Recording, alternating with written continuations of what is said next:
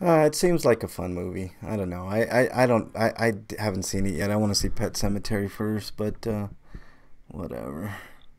I've decided that for now on, I'm probably only going to see movies like Avengers in the theaters, unless it's an anime, because um, you need a big screen for those types of experiences, and you don't Yeah. really need a big screen for like something more intellectual. Yeah. No. Yeah. You're right. Right. Which is messed up because I should be supporting those movies getting put in the theaters in the first place. But Yeah, I know, but it's like they're not really meant for like a big theater experience unless you really want to go see it. You know, like Us, I had to see. I probably could have waited on Us, but man, I don't know. There's something about that movie I just really wanted to see, and I'm glad I saw it at the theater. But that it was one that I probably could have waited and saved money, but fuck it. You only live once, right? Hey, if you're just joining us, the show's RP Grinders. We haven't started the show yet. I'm gonna hold off a couple minutes. I think break might be a little late, so I don't want to really start the show without break, but I will if I have to. I will if I have to. Don't knock it. All right, good. I'm on the latest version of Skype. Lots to talk about today.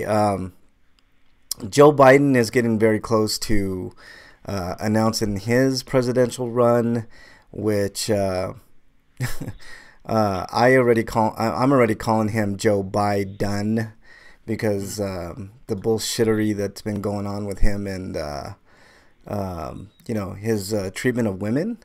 I had a very, very enlightening discussion with people on Twitter that I'm not going to name names.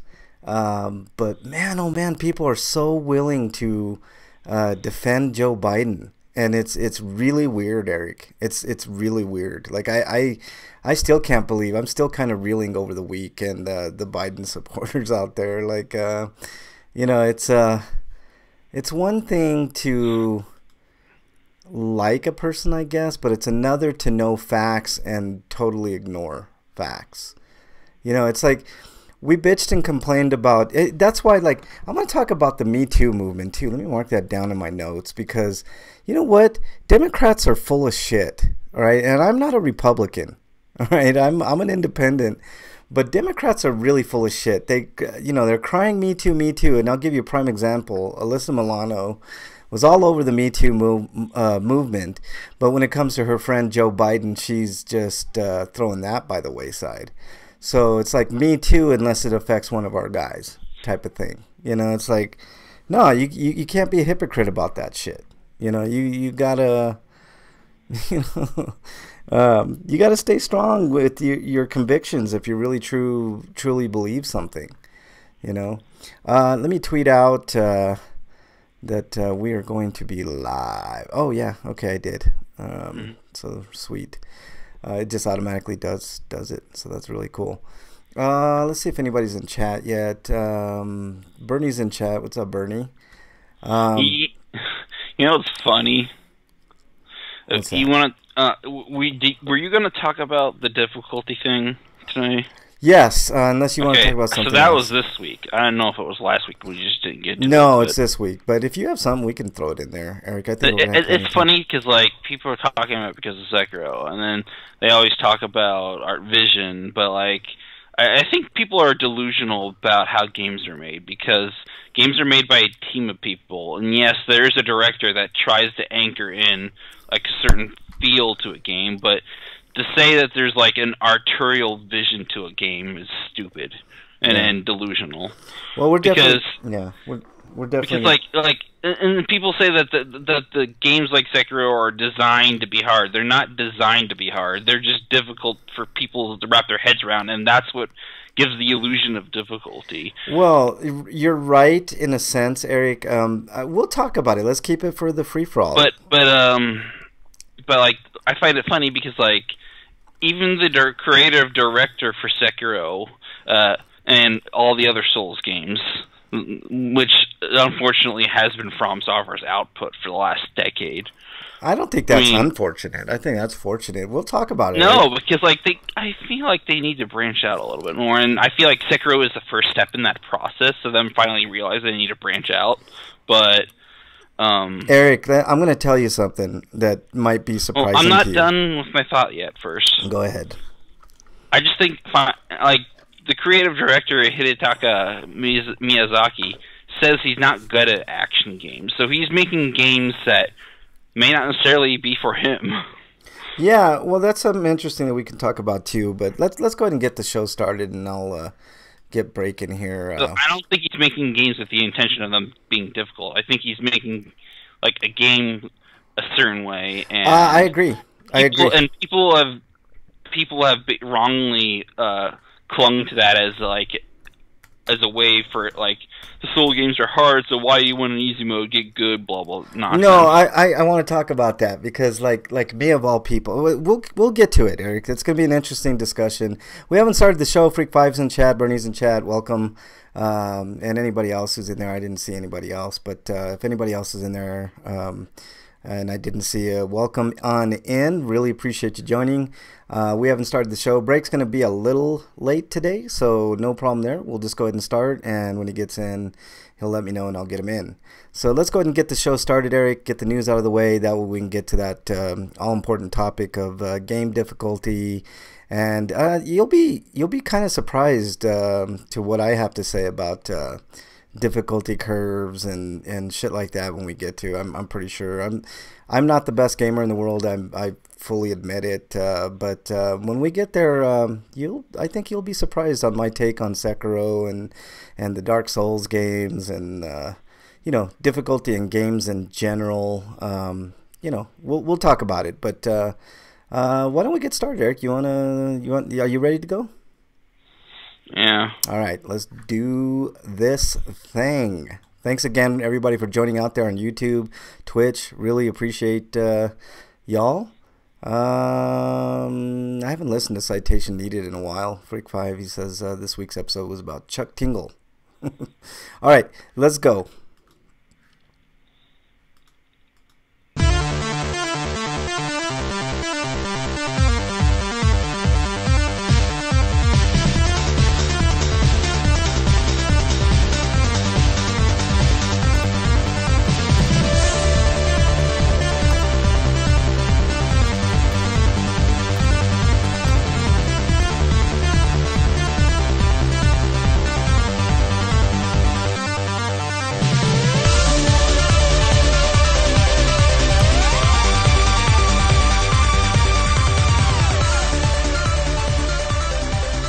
And welcome, everybody, to RPGrinders episode 534.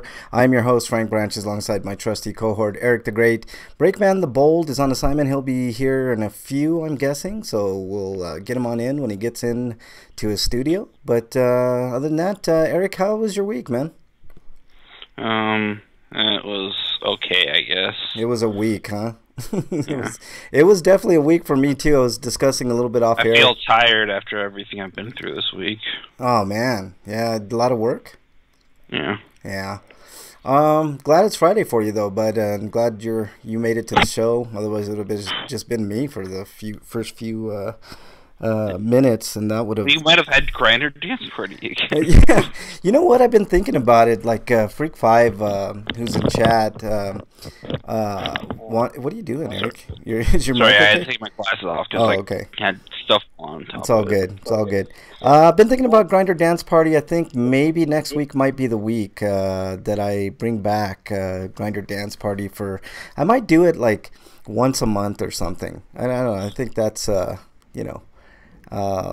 pretty cool. Feeling the burn in my butt. No, wait, I had the title wrong. It was Getting Pounded by the Pound in My Butt. I think that's what it was called. Yeah. Lots of stuff to go over today. Of course, we have RPG news. Not a ton, which is thankful because we got an interesting free-for-all today. We're going to get to it. We're going to talk about difficulty in games, Sweetos, Stinkos, all that stuff. So, Eric, without further ado, why do we not get started with the news? First of all, we've got some slightly concerning news since we don't have a follow-up on where he's gonna go. But Hideo Baba has left Studio Ayatollah and Square Enix, and Studio Ayatollah is working on Project Prelude Rune.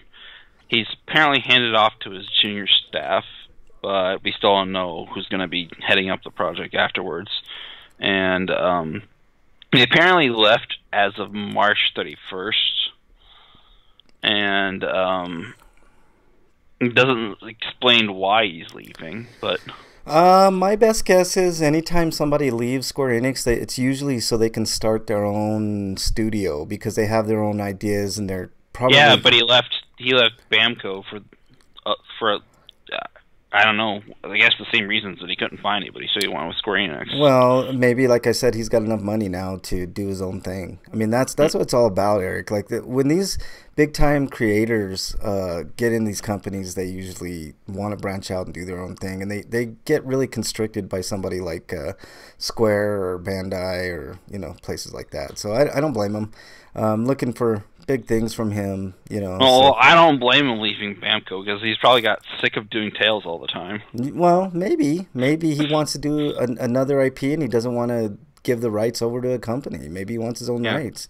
I think that's the reason why what's his face that did Lost Story left, because he was kind of getting constricted. The Last Story. Yeah, not the last. Is it the Last Story?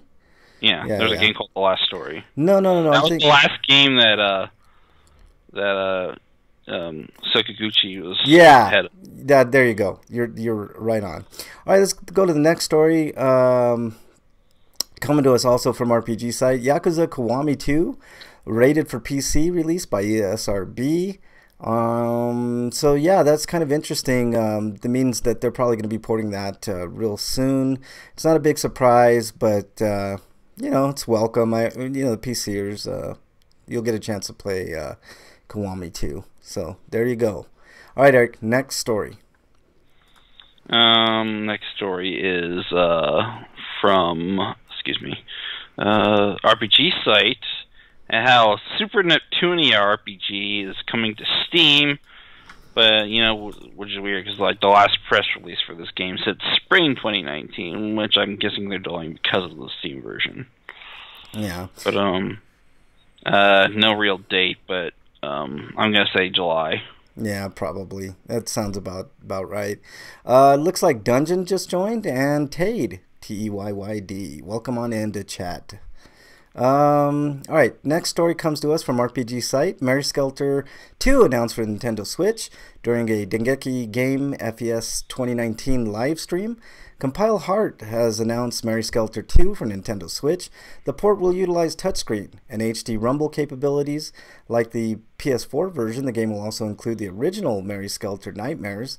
Other details were not announced at this time. So released for PS4 in Japan last summer. No news of an English. I hope they localize it. They've probably been waiting for this. Yeah. It's like the Switch is a thing. We're probably going to do a Switch version at some point. Why bother localizing now? Yeah, exactly. I do want a localized version so I can play 1 and 2 because these games seem interesting to me. So. Well, I think Mary Skelter 2 does have the original, but I've not heard overly positive things, but I've not heard super negative things either. So it's probably kind of middling. Yeah. Well. But they did say there was improvements to the original game in Mary Skelter 2, so. Hopefully it's a better experience. Yeah, I'm down. I was interested in the first one. I'd rather have a compilation like this. And it's one of the more fan servicey type of games because it has fan servicey elements in the gameplay. Yeah. All right, Eric. Let's see if we get fan service with the next story. Next story is from RPG site once again, but we've got another Sword Art Online game. Sword Art Online Alicization Licorice, I don't know, is coming for the PS4, Xbox One, and PC. The Switch version, which is weird because they're doing Switch versions of the other ones, so why not? Yeah, and I would show you guys video, but I for some reason Namco... We'll probably do one later, which is that seems to be a trend with third-party publishers on doing Switch games, we're doing a Switch version 6 months later. Yeah. Yeah, and it's always that way, and they always charge more on the Switch too. I guess it's the portability thing with the Switch. I don't know. It can't be the sales thing because they never sell as much on the Switch as other systems, but whatever. I would show you the video, but Namco Bandai always fucking copyright strikes my videos, even though I don't make any fucking money off of the show. And it's just a pain in the ass, so I'm not even gonna bother. It's Bandai Namco, not Namco Bandai. Yeah, I know, but whatever. Fuck them. Freak5 says, what do you call a masturbating cow? I will be eagerly awaiting your reply, Freak5. All right, Eric. But the next article is the God of Wars is coming to Steam. Yeah. And it's the complete Legend version, so that's the version that has all the DLC content added to it, which was previously available on the Switch. I think the Future Past content was available as DLC for the PS4. They didn't do an independent PS4 or Vita release of that game, so you just need to get the DLC. Yeah. Freak5 says beef stroganoff is the answer to that. It says June, but no real date, so I guess whenever they can get it approved. Wah, wah. Freak5 also says, you don't make any fucking money. Do you make any celibate money? No, I don't make any money at all, Freak5. So, yeah, the answer is no. Anything else on this, Eric? Nah. All right. God of Wars is a decent game. I played a little bit of it on the Switch. Yeah, it looks okay. And the PS4. I'm good. Looks all right. Looks all right. All right, next story comes to us from RPGsite.net. Sega reveals Project Sakura Wars for PlayStation 4 will release in the West spring 2020. Didn't we have this story before, Eric? No. All right. After announcing a new game in the Sakura Wars series last April, today during the opening ceremony for Sega FES 2019, Sega has formally revealed Shin Sakura Taisen for PlayStation 4. The game is set to release this winter in Japan. Website's open. Set 12 years after 2005's Sakura Wars 5, So Long, My Love, and an alternate past of Taisho 29, or about 1941. Character designs were made by Tite Kubo, most known as the creator of the Shonen Jump series Bleach. Story structure is being handled by Hiro Ishii, the writer of 428 Shibuya Scramble. Kohei Tanaka, where's Breakman when you need him, who has worked on previous Sakura War titles, returns as the composer. So will release in North America and Europe spring 2020. Game has not been given an official English title yet. It's currently referred to as Project Sakura Wars. So considering we haven't got any of the other Sakura games, this is good news. So yeah, that's decent. Especially since we were all worried that it died with 5. Yeah, no, apparently not. I think we're good. I think the series lives on, man. So there you go. All right, Eric. And a localization announcement so soon after the announcement of a Sakura Taisen game at all. Yeah, I think they'll change the name because that's kind of bland. All right, Eric. We'll keep it. It's Sakura Wars. All right, next story. That's what Taisen means, wars. Speaking of Senran. We're not talking about Senran. Well, the next story, Eric. Well, that's not related to what we're talking about, is what I meant. But Senran Kagura Peach Ball is a pinball game where the characters are just kind of like furries, but it's coming to North America in physical and digital format for I think there wasn't a PS4 version. It is a Switch exclusive. It's something weird about the video on that story. You can't see it embedded. You have to view it directly from YouTube, which is kind of weird. I don't think that's really maybe weird. The website just didn't want the bandwidth cost or something. I guess, but how weird is that? I mean, doesn't it just run off of YouTube anyways? Like when you embed something, it's not tied to your own. But anyways, interesting. Dressed as furries. It will be a budget title at $40. So. Yeah, and it'll immediately go down to 20 probably within a couple of weeks, man. But I could see myself playing something like this. I'll play a pinball game, even if it's like kind of fan servicey. Yeah, But, yeah, I will too. So I don't have a problem with this game at all. And the characters don't look like, you know, it's been so long since I've played a pinball game at all. So I mean, I there's that one you can get on the PS4 that like lets you get a bunch of boards, but like I don't really care for that. I like the more arcadey stuff. I like the Zen ones, the Marvel ones. They have really good tables, man. They're fun. They're really fun. But oh well, you know, this looks fun. I wouldn't mind giving Now, it a go. if somebody would do a Black Knight board, maybe I'll be interested. Oh Jesus, a Black Knight board. If somebody did that, Zen should do that, man. Zen does some good pinball, man. Their pinball's on point. All right, next story comes to us from Siliconera. Octopath Traveler gets rated for PC in Korea, hinting at a possible port. While the prequel Octopath Traveler Conquerors of the Continent is making its way to smartphones, appears the original Octopath Traveler is headed to Steam, with it getting a new PC rating in Korea via Gamatsu. A turn-based RPG developed by Acquire, originally released worldwide for the Switch. The rating from Korea shows Bandai Namco, a company that regularly publishes Square Enix games, as the publishers for Octopath Traveler on PC. I don't think there's any surprise there. So there you go. PCers are going to get a taste of Octopath Traveler. I want to get that game for the Switch, but I'm hoping that they'll put it on sale once the DLC comes out or something. Man, I know it's wishful thinking, but I mean, I don't feel like paying $60 for games anymore. I really don't, man. I buy games on the cheap now. Yeah, Nintendo published it, so waiting for a sale is going to take forever. Yeah, I know. But hey, I got other shit. I mean, you'd be better off waiting for like an online retailer to sell at like a clearance sale. Yeah. Freak5 says, you don't, let's see, is Breakman late because he is driving home after pooping in my toilet, not flushing? Probably. He fucking plugged my toilet today. I had to plunge it. Yeah, get that bastard to plunge his own shit, man. And he says he wants his own game. All right, Eric. Next story. Next story is kind of gross because like I'm surprised this has actually happened to the Atelier series, but Atelier is getting 3 different season passes that all do something different. There's the Little Pass, the Tori Pass, and the Maruru Pass, and all those passes are related to like various costumes and weapons and materials associated with those characters.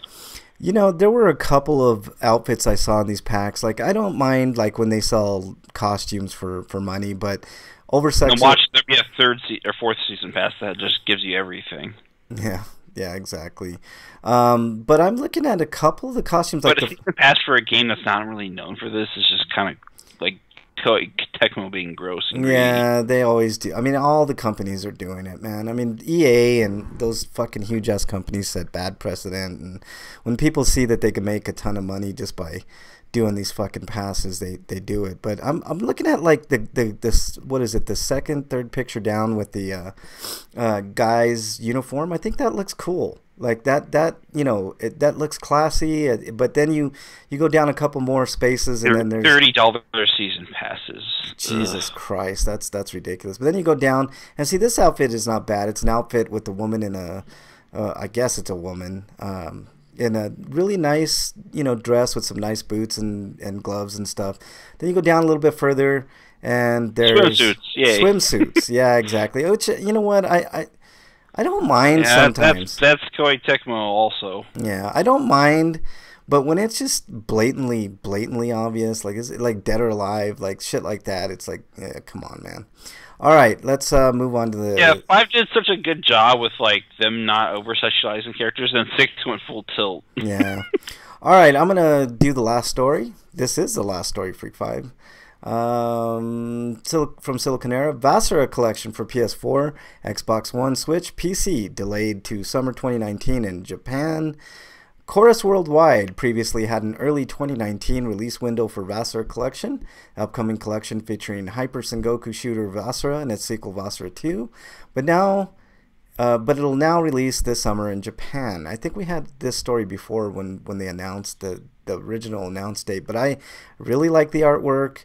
The shoot 'em up type style is really cool, bullet hell, you know, stuff, which lends to difficulty in games, which we'll be talking about later. But so it's slightly disappointing, but I'm really wondering why it's going to be delayed. But you know what's really cool about this game is they're doing a widescreen version. You know how most of them are like in that straight up up and down kind of style area. They're doing a full widescreen, which is cool.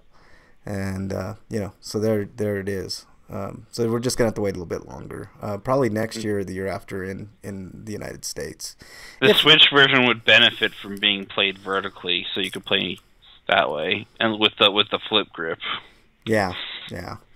All right, that is the news for today. Let me switch my. Oh, there's even a procedural generation mode in one of these games. Yeah. All right. Like you know, you're tired of playing the same old game. Here, have this. All right, on to. I don't think so. Homie, don't play that. Homie discounts this week. I saw on the PlayStation. Let me give you a quick rundown. Nothing super major. Borderlands, the Handsome Collection for $15 is a great deal. Plus, they came out with the 4K patch, so you might want to pick that up if you haven't already. It's a pretty decent game. And with the 4K patch, it's probably going to look really good. I might pick this up at some point. I saw a few deals, too. Yeah, Resident Evil 2 is on sale at $39.59 on the PlayStation, so that's a really good deal. If you're into $39.99 at like Best Buy, so if you want the physical release, you can go there. Wrestling. And let me there's finish. also go ahead, Eric. The other deal I had in my head was that you can get Sushi Striker, the Way of the Sushido for the Switch for like $32. All right. WWE 2K19 for $20 or $19.79, I should say. Not a bad deal there, and that's all on the PlayStation. Xbox, I didn't see anything too major. There was Soma for $12. That's a great deal. Friday the 13th, the game is on sale for $5 over at Xbox. Is that like the cheapest it's been? That is the cheapest I've seen Friday the 13th. So I have it on the PS4. I know most people do, but if you have an Xbox One, you haven't played Friday the 13th, $5 is a great price point for that game. It's a lot of fun. I mean, it's there's not much to it. It's for me, it's a little difficult because I haven't played it as much as somebody like Freak 5, but it is a ton of fun. So $5, it's definitely worth it. It's worth getting, and you know what to do. Don't you have Friday the 13th, Eric? Didn't you get it? No. Oh, you should have picked it up, man. Amnesia Collection for $18 is also noteworthy. I've seen it a little bit cheaper at like $15, but $17.99 is not bad for the couple of games that you get there. I wouldn't get Conan on the consoles because then you don't get the glorious uncensored penis. Oh, brother. Yeah. I think I'll skip that, man. But yeah, I got that for free. They had that, but I'm not into like strategy type shit, so I'll give it a go. Conan's a strategy game? I thought it was an MMO type of deal. Freak Vice says, Frank, how do you like the Plus games this month? I bet Conan is your favorite. It is not my favorite. It's one of those strategy type, like survival strategy games, and it's just not my style. When I think Conan, I want like a beat 'em up type shit, or an adventure game. I think I would be a-okay with that, but I'll give it a try. I'll see. I'll check it out. I mean, it's fucking 76 gigs though, man. God, I gotta. Why would it's like they unpack the whole game. Yeah, it's so weird. Like 76 fucking gig. Like no compression whatsoever. I'm guessing there's not a lot of compression on that at all, man. Because 76. And they didn't optimize just like getting stuff down. I don't think they care, but you know who does care? The consumers, because of the fucking data caps. I can't tell you how many times I've had to pay extra in fucking data overruns because, I download video games. Yeah, Comcrap for sure, man. They fucking suck. I hate them. I hate all those fucking big cable companies. Nintendo had a couple of notable ones. Let's see if I can find it. Shadowgate is $15.99. That's actually a newer game that's not even out yet. Wasn't that from last week too? So it's still going. Still going. Vaporum, which hasn't come out, is $20, so you get a $5 discount there. And there was the Trine games are still on sale. It looks like, so there you go. Not a lot on Nintendo. Most times I don't even bother with Nintendo because whatever. All right, so those were your homie discounts. We'll wait on Twitter questions until break can get here. So, without further ado... Inquiring minds want to know. What have you been playing, Eric? That's what inquiring minds want to know. I've been playing Morlunda Detective Mysteria. I finished Trails of Cold Steel's PS4, and I've got the Platinum now. Truthfully, I didn't really need to replay that game because I've already played it for PS3, and I still have to write like a review, but it's probably going to be more impressions because I want to do a full review covering the 2 games after I play Cold Steel 2. That is, if I get review code of that. But yeah. But other than that, I've been playing Sekiro and trying to work my way through that when I can. Okay. I still have yet to beat the first boss, and I've been dancing around him because I want to make myself as strong as possible and explore as far as I can, because like the game will cut you off and tell you, you have to go fight Genichiro to finish the story. So I'm just been doing other things to try to make myself stronger to endure that fight. Well, okay, we're going to talk about Sekiro in a minute because I've seen extensive video on Sekiro. I haven't played it, I don't have it, but we'll be talking about it in our discussion of difficulty in video games later on in Free For All. So, what else you got, Eric? Nelke and the Alchemist of the New World is another thing I've been playing. Not a whole lot of, but it reminds me a lot of, like, what if we did an Ulterior game, but we made it more like Dynasty Warriors Empires, but it was a little bit more fun because Dynasty Warriors Empires is just piss boring. Okay. Hey, let's combine Dynasty Warriors hack and slash segments, but let's do all the boring sim stuff from Nobunaga Oda, but not nearly as involved. Yeah. So therefore, it's not enjoyable. Yeah.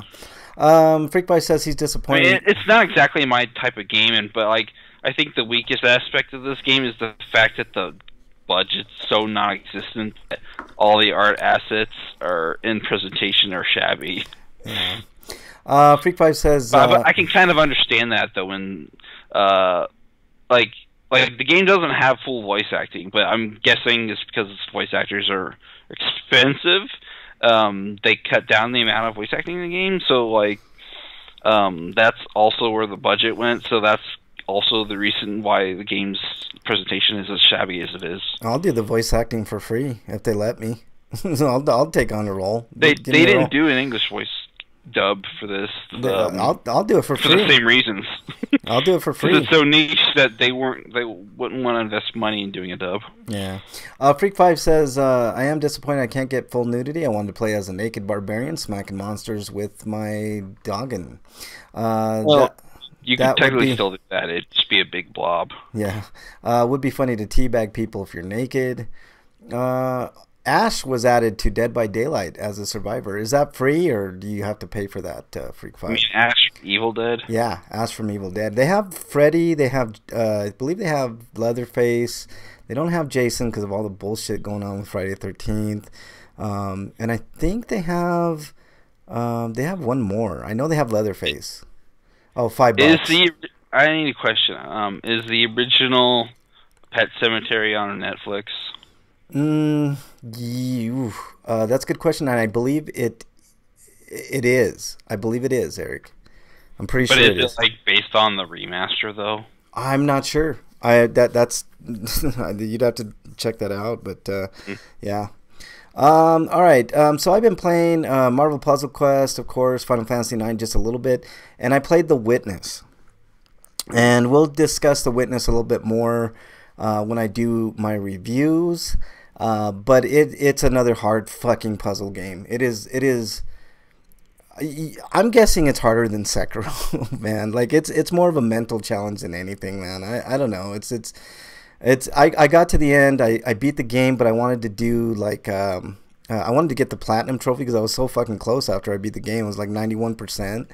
And there's a section in there where they give you these. It's crazy. I'll talk about it in my review, but might as well do reviews right now. So why don't I get into it then?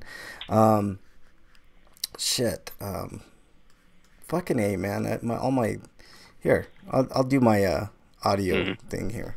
RPGrinders reviews. All right. The Witness is for the most part, a puzzle game. It's a walking sim / puzzle game where you have to do the puzzles to get to the end of the game. Very esoteric, very outside the box type of thinking. There are certain rules for the puzzles. If you can picture like Tetris, but in a puzzle form where you have to kind of fit the pieces in a puzzle while tracing blocks, that's what The Witness is. And for the most part, I did really good. Then you get to this end section where you want to get the platinum trophy, and it's just it's a randomly generated thing, so it's not like I can just go online and get help with something. Like you have to really think on your feet and try to pass these puzzles, and they'll have like 3 sets of grid puzzles and only one of them is the correct solution. So I mean, it's next near to impossible for the average person. Like I don't see how, like, most of those puzzles are hard as fuck anyways, and it took me a long time to really think about and beat them. Like I literally took all week to get through that game. It took me a week to get through The Witness. It's not a short little game. Like it's got substance. But I think Jonathan Blow thinks everybody is gonna be as smart as he is when he designs video games, because he's a master video game designer when it comes to puzzles. I already got the impression from the previous game he did, that he's a big egotistical megalomaniac. Didn't he do Braid? Yeah. Yeah, Braid's a fine game.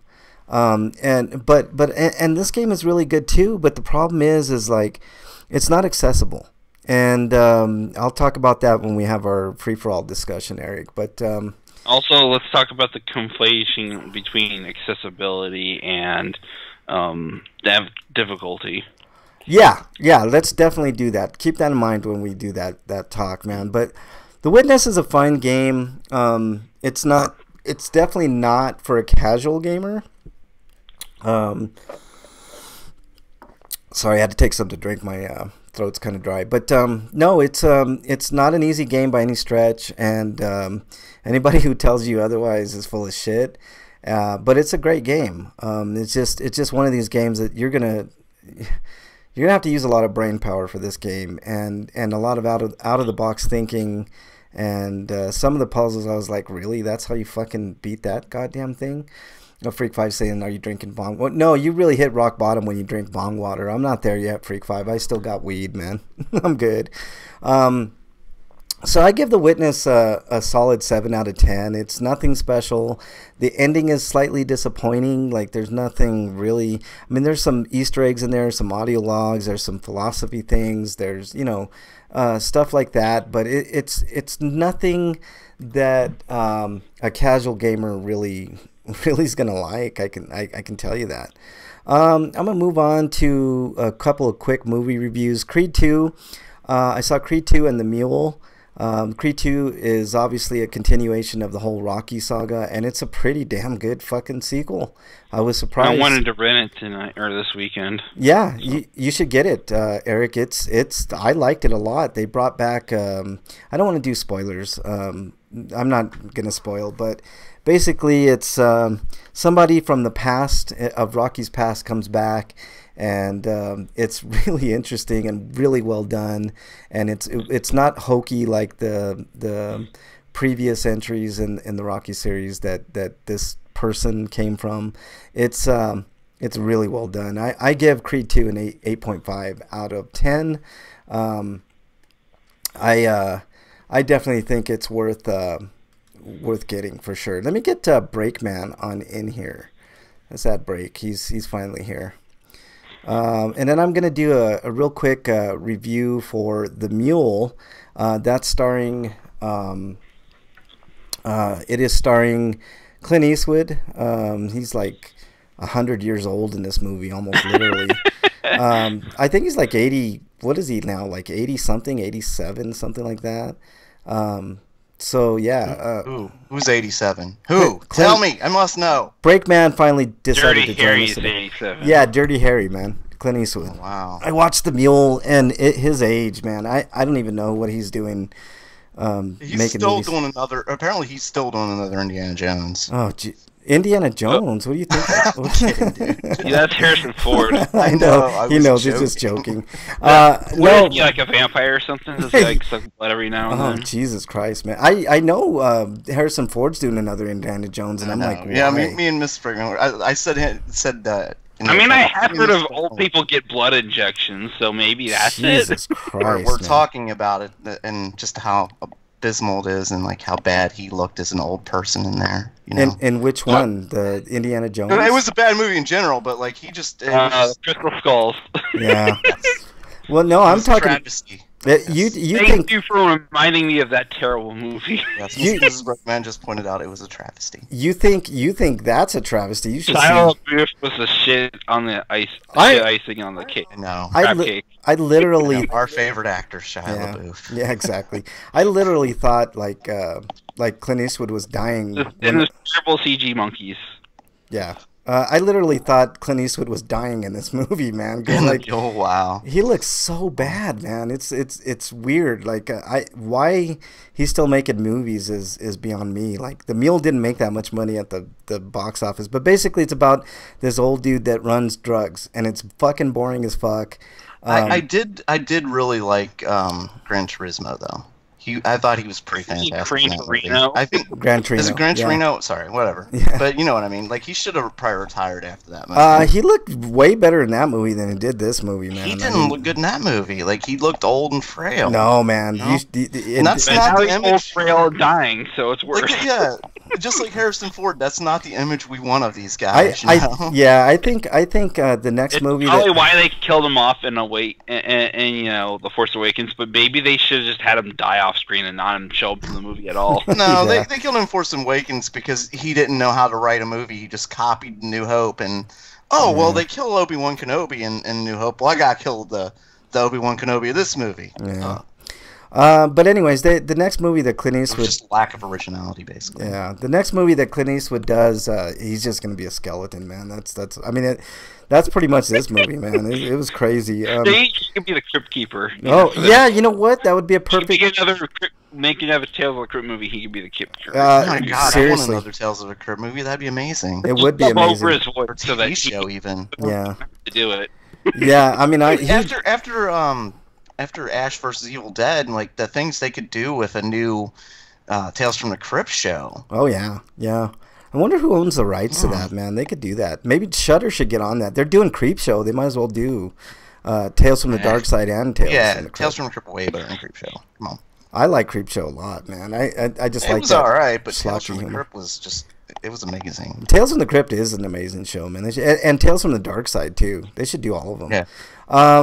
Oh, you know what? So I'm giving The Mule like a 5. I thought it was an average movie. It's pretty dull. And This is supposed to be his last one, isn't it? I don't know. I really don't know, man. Like Because seriously. I thought the one before this was going to be his last, and then for some reason he decided to do this one. Now he's a good director, so Right. you know that's cool. The direction was fine. That's why I'm giving it a 5. I would have given it lower because his acting skills are definitely not there anymore. He looks like shit. The rest of the actors were pretty useless in this movie. So I don't know, man. Like Diane Weiss was okay, but she's older than fucking dirt too, man. Like seriously, like these people just need to hang it up, especially Clint Eastwood. So hopefully this is his last one. He literally did look like a skeleton, man. No joke. I might as well give my review of the first episode of The Twilight Zone, which is on YouTube. Ooh. And I'm going to tell you guys, I thoroughly enjoyed it. All right. I know Jordan Peele didn't direct it. Wait, why is it on YouTube if it's on the CBS Access? Probably because they want you to get that service. So a good way of doing that is put it on YouTube, man. So the first episode's called The Comedian. And I can tell you guys, like, I've seen iterations of Is Twilight. Jeffrey Dean Morgan in this episode? I don't think he is. Nice Watchmen No. reference, though. Damn I like the reference. But I can honestly tell you that Twilight Zone is back, y'all.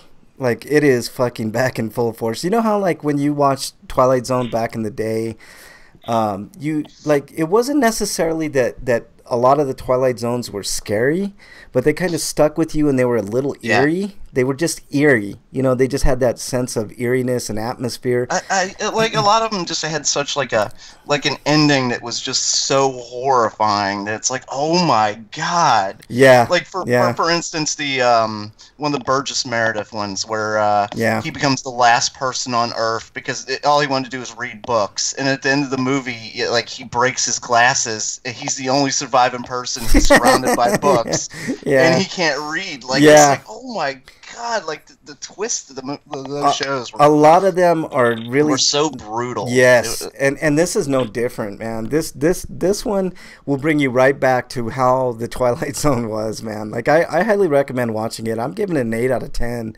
And Jordan Peele is like on fire right now, man. Like he's so Freak's nightmare is losing his glasses. Yeah, he has to get William Shatner. I don't think so. To, for at least one episode of Twilight Zone, they need Shatner. I don't know, man. I don't know. He's probably the only surviving person from the Twilight Zone. There are a few out there, man. There's a few out there, but I don't like most of them. Really, are you sure? Because there's a few. There's a few, and trust me, from what I seen from this episode break, I was thoroughly impressed. I went in with high expectations, and they met them with this episode. This is Twilight Zone as you remember it, only modern, and it was fucking good. It's about a comedian that's struggling. I can't remember the guy. His name is like Nimjai. He's a really famous guy now, but he's kind of the lead, and he's like struggling. He's a struggling comedian, as most comedians struggle. But he finds out that if he starts talking shit about people that he knows and stuff, then it starts. But those people tend to disappear after he talks about them. So it's one of those type of scenarios where he kind of makes a deal with the devil. And by the way, Tracy Morgan was in it. It was nice to see Tracy Morgan in something. So, you know, especially after his accident, I never thought that dude would be back doing anything. But yeah, like that was a horrible thing. When I entered chat, I said blame Walmart. Also, since we're talking about Tracy Morgan, blame Walmart. Walmart made me late. That's why I blame Walmart. Freak 5 says, break, you need to start flushing. You plugged up my toilet this morning. So there you go. The Twilight RP, how dare you? That sounds like a freak problem to me. Hey, but at least you pooped today, break. I mean, that's the plus of it all. You can now hashtag I pooped today on Twitter. Twilight RPG. How dare you, Freak 5? And how dare they even come up with that? That's some bullshit right there. So I'm giving the first episode an 8 out of 10. I thought it was really high quality, well acted, and they're an hour long. I thought the Twilight Zone was like 30 minutes long. Yeah, they were half-hour episodes. Yeah, so we're getting hour-long episodes of the Twilight Zone, and that gives you plenty of room to like build character and story and yeah, the hour was the other one, the Outer Limits. Oh, the Outer Limits was good too. Yeah, there was a few good ones, but I mean, I love the remake to the Outer Limits. Like I think they did a great job of like capturing the old feeling of the show and modernizing. I think you would like the new feeling of Twilight Zone break. I think it definitely captures that atmospheric, like kind of like dread. Yeah, like type. It's not deal. Outright like jump scare horror type thing. Usually, it's more about a what if. Yeah. You know? Hey, all right, so Breakman, do we have any unknown? Before we move on to Eric's review of Shazam, do we have Shazam? Yep, Shazam. Twitter comment. Do we have any Twitter comments this week? Yes, actually we do. Right. Let me scroll down here because shit was going on. I was busy. Let me see here. Scrolling because there was lots. Wow, lots of shit. Amazing Stories was a good series, Dungeon. He mentioned Amazing. I liked Amazing Stories too. Very good. Yeah. Let me see here. I am still scrolling because your goddamn I pooped today is all that's going on here. Okay. Let me see. This was sent to us by, you guessed it, Freak 5Cast. I don't know who it was, but one of my coworkers might be able to say I pooped today, based on what looked like a small piece of shit on the floor by the time clock. Oops. I didn't realize he started. Oh, I said him. I tweeted him back and pointed out that was actually Frank that did that. He said I didn't realize he started there. He must be incognito. Not sure who's pissy he had to steal to pass the drug test. You know what? It's so fucking weird. You would think that they would change the laws here in Colorado since marijuana became legal, but nope. So I'm like prevented from working in a lot of fucking places, man. So anyways, well, I think it's more up to not the state, but that's probably up to the companies. So let's say like Target's a corporation, and as a corporate policy, it's that they should make exceptions for like legal states, man. Seriously. Well, there's a lot of shit that needs to be done around here. Yeah, anyway, back to Twitter. I pooped today. My phone had started suggesting I pooped today when I type #I. That is fucking amazing. That's awesome. #I goes I pooped today. Freak5 says you could stop smoking pot. That's not true, Freak5. I cannot stop smoking pot. Like, I literally have pain that I use it for. So there's no way. I cannot stop smoking pot. This also comes from Freak. I forgot what I said to him at that point, but he said that was nasty. You should be ashamed for not flushing. And if I did do it, I would blame that Freak, man. And he sent us another tweet of being shamed. Yeah. And there's a video. So wait a minute. Let me get this straight. Hold on. Let me get this straight. Freak5 is poop shaming you, Break. Yes, I believe so. So scrolling up, you sent us a video of a fart song. I listened to a couple seconds of it and said, "Stunk bitch." Then he sent us the comic strip of that tale that's going around of how Ant-Man can defeat Thanos. that was really good too. I did enjoy that. I like the comic strip. You guys can see it on our Twitter link. And then you were tweeting out about the show, and Freak said he had a Sweeto. I have a few Sweetos tonight. At Frank Branches is going to really be happy for me about one of them. Really, you know what? When Freak5 tweets shit like that, I get nervous, man. Like this is gonna be when we get to the Sweetos. Oh Jesus! Is that Ocho and his mom? What? Yes, it is. Oh, I was looking at that one trying to figure. Like, I'm scrolling up. I was like, Chad Johnson. Yep, that is Chad Johnson. Oh yeah, I think that's his mom. Okay. Yeah. And then you pooped today. Responded with Eric. I was tweeting to Freak, I should say, and Freak responded with "not yet." We're all eagerly anticipating when Freak5 poops today, so you can hashtag I poop today. So all right, cool. All right, anything else? You say shaming me for not flushing. Well, if you keep tweeting about I pooped today, I'm gonna keep not flushing. Oh, he said you forgot. I sent you a picture. Said you could say I pooped today. Yeah. I missed that. I learned it by watching you. I see a video of that. What is this video you sent? Is that Pulp Fiction? Yep. Don't be a square. Okay. Oh, okay. Poop today video. The shame video. Oh, wait. No, this is Bridget. Bernie sent this one, a poop video. What the hell? I don't even know what that is. A poop party video. Okay. And there's the dog pooping video that Frank sent me, and then Stanley from The Office, and then let me see, I don't know who that guy is. You know, that's one of my all-time favorite GIFs or GIFs, however you say it. I don't fucking know, man. Who cares? I say either way too. I know. Choose you, moms. Choose GIF. So that one with the dog pooping, and it's like it's a little girl, and she's like, "Good job pooping," and she's like patting him as he's pooping. It's funny as fuck. But anyways, all right. He says he's gonna send it again, Break. So there you go. All right, Eric. Let's move on to your hopefully spoiler-free review of Shazam. Shazam! Yeah, Shazam is. I don't know too much about this character since I don't read a lot of the comics at all. I just know most of the background before Do you know at one time this was the most popular comic in the world? Yes, it was. Yeah. Yes, it was. It was also called Captain Marvel before Yep. Marvel's like, no, we're doing Captain Marvel. Fuck you. Yeah, exactly. Plus, we're Marvel. So they had to rename him to Captain Thunder, and Captain Thunder was dumb, so they changed it to the even more inexplicable Shazam. Yeah, I like both. I like Captain Thunder and Shazam, although Captain Lightning would have been better. But I didn't like either of those. Now I like Shazam because I can go Shazam!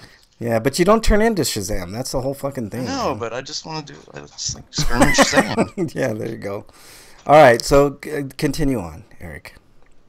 And not to be confused with Kazam, that was Kazam. He sent me a picture of a turd in the toilet. Thanks, Jesus Christ. I'm gonna kick him from chat. Where's it's about the story of Shazam, not in the movie, but the surrounding background of the character is that he's a kid who got summoned to a magical plane, and he inherited some wizard's powers, and he sort of became a superhero because of it. But he's still a kid, so he goofs off a lot usually. Yeah. And well, I don't think you're explaining it right. He is a kid, but when he transforms into a superhero, like he becomes a guy who basically looks like Superman. Yeah, he goes from like a 12-year-old kid to Superman. As best as possible, so he can actually, be useful. But he fought Superman, and he can go toe-to-toe with him, because Superman's weakness is magic. Yeah. Yeah. So, but this movie is a nice refreshment from all the grimdark DCU movies that have been out lately. Yeah, which good, because the only one that's really Batman's supposed to be dark, but like the Flash is supposed to be like upbeat, and Superman's not dark. Superman's supposed to be like the hero. Batman versus Superman's world is just gross. I didn't like Snyder. Snyder I fucked haven't watched up. any of those movies, but just watching like the previews and what I've heard about him, like the dark world, like that's more like what Marvel does, Suicide Squad was garbage, and the new Joker movie's probably going to be garbage. No, the new Joker movie looks actually really good. They got a good actor to do it, so maybe. I'm hopeful for that one, and that one should be dark. They're trying to make him sympathetic by having I got to beat up a lot, so now I'm turning into Joker. That's kind of there's never really been a really solid origin of Joker in the comics, but there is allusions to this story in some of the comics, and I'm curious. I like it. I'm down. I'm down for the Joker. I'm not down for Suicide Squad 2 or any other bullshit. What about the Morbius movie? I am down for that. I am down for Morbius because I think human vampire. Yes, I'm a big Morbius fan, man. I love Morbius.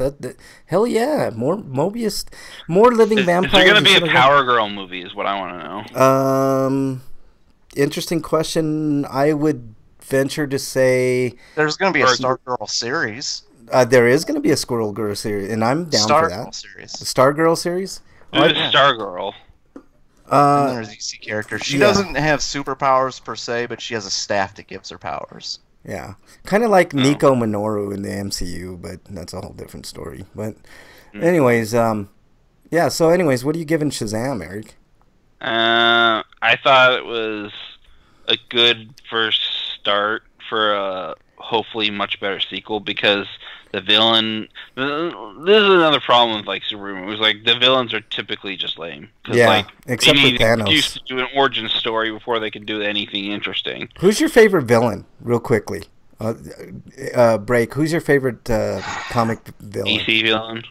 DC or I don't There's a lot of villains I like. Everybody likes the Joker, of course. Of course. He's a fantastic villain. I always liked Apocalypse. Apocalypse is a good one. Villain, and then they did that movie. And they'll fix that. They're his name. I have to think. For me, the X-Men and Spider-Man and Batman, they've always had the best villains, Freak Five's exiled, son of a bitch. The Sinister Six, that's good. That's a good villain setup. I've always liked Doc Ock. Yeah. I think the villain in this movie though is being set up to eventually be the Black Adam, but we don't get Black Adam in the movies. Yeah, and that's ridiculous. We should have had Black Adam in the Shazam movie, but whatever. Banana Nathan is in chat. Welcome, Commander Root. Dronesville is in chat. I think that, or Drone 7. I was just looking at the Stargirl, the premise, and apparently The premise? You mean it the says premise? comedy? No, well, I was looking at it says comedy, drama, romance. Like what? Yeah, I know. I just saw that Giancarlo Esposito's in it. He's a good actor. He's going to be in the Swamp Thing series with Adrian. Is it the Swamp Thing one or no? He's going to be in the Creep Show. Maybe this is a different thing from from Stargirl I was talking about, but Giancarlo's a great actor. Yeah, he is a good actor. He's great in Breaking Bad. Freak 5 is exiled. He says he loves vampires, and that's why he's Team Edward. So there you go.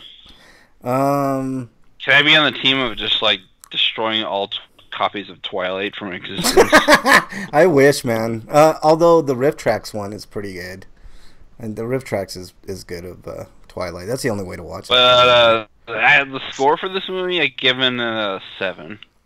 Giving it a 7. Okay, that's fair. That's well above average, so it's worth watching. All right, let's move on here. Did you have any reviews, Break? I'm trying to think of what I did this week. Nope. Okay. All right, let's move on then to everybody's favorite segment of the show. If it ever plays. Ah, what is it? Stinko of the week. All right, Breakman, your Stinko of the week. I've got 2. Okay.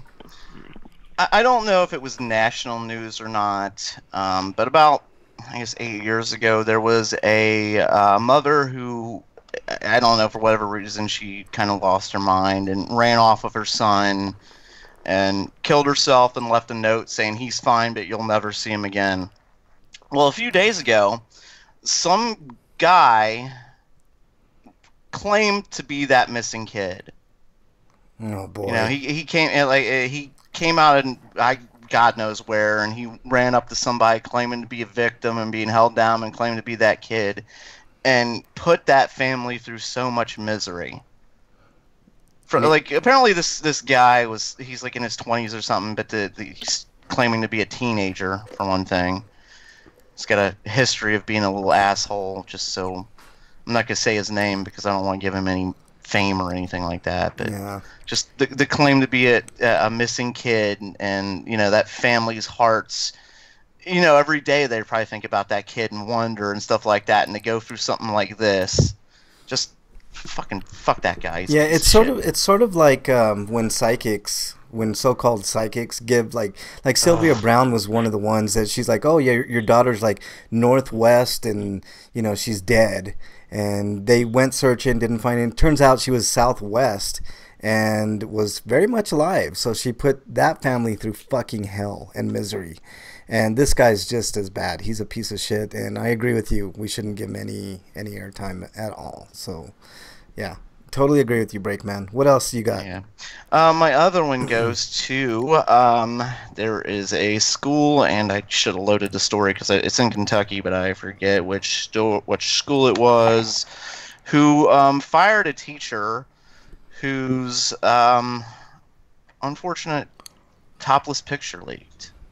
Oh boy. Somehow it was stolen or something like that. It wasn't her spreading it. It wasn't her. She's not like a porn star or anything like that. She sent a topless picture to a boyfriend, and somehow the kids found out about it and spread it all over school and stuff like that, and that got her fired.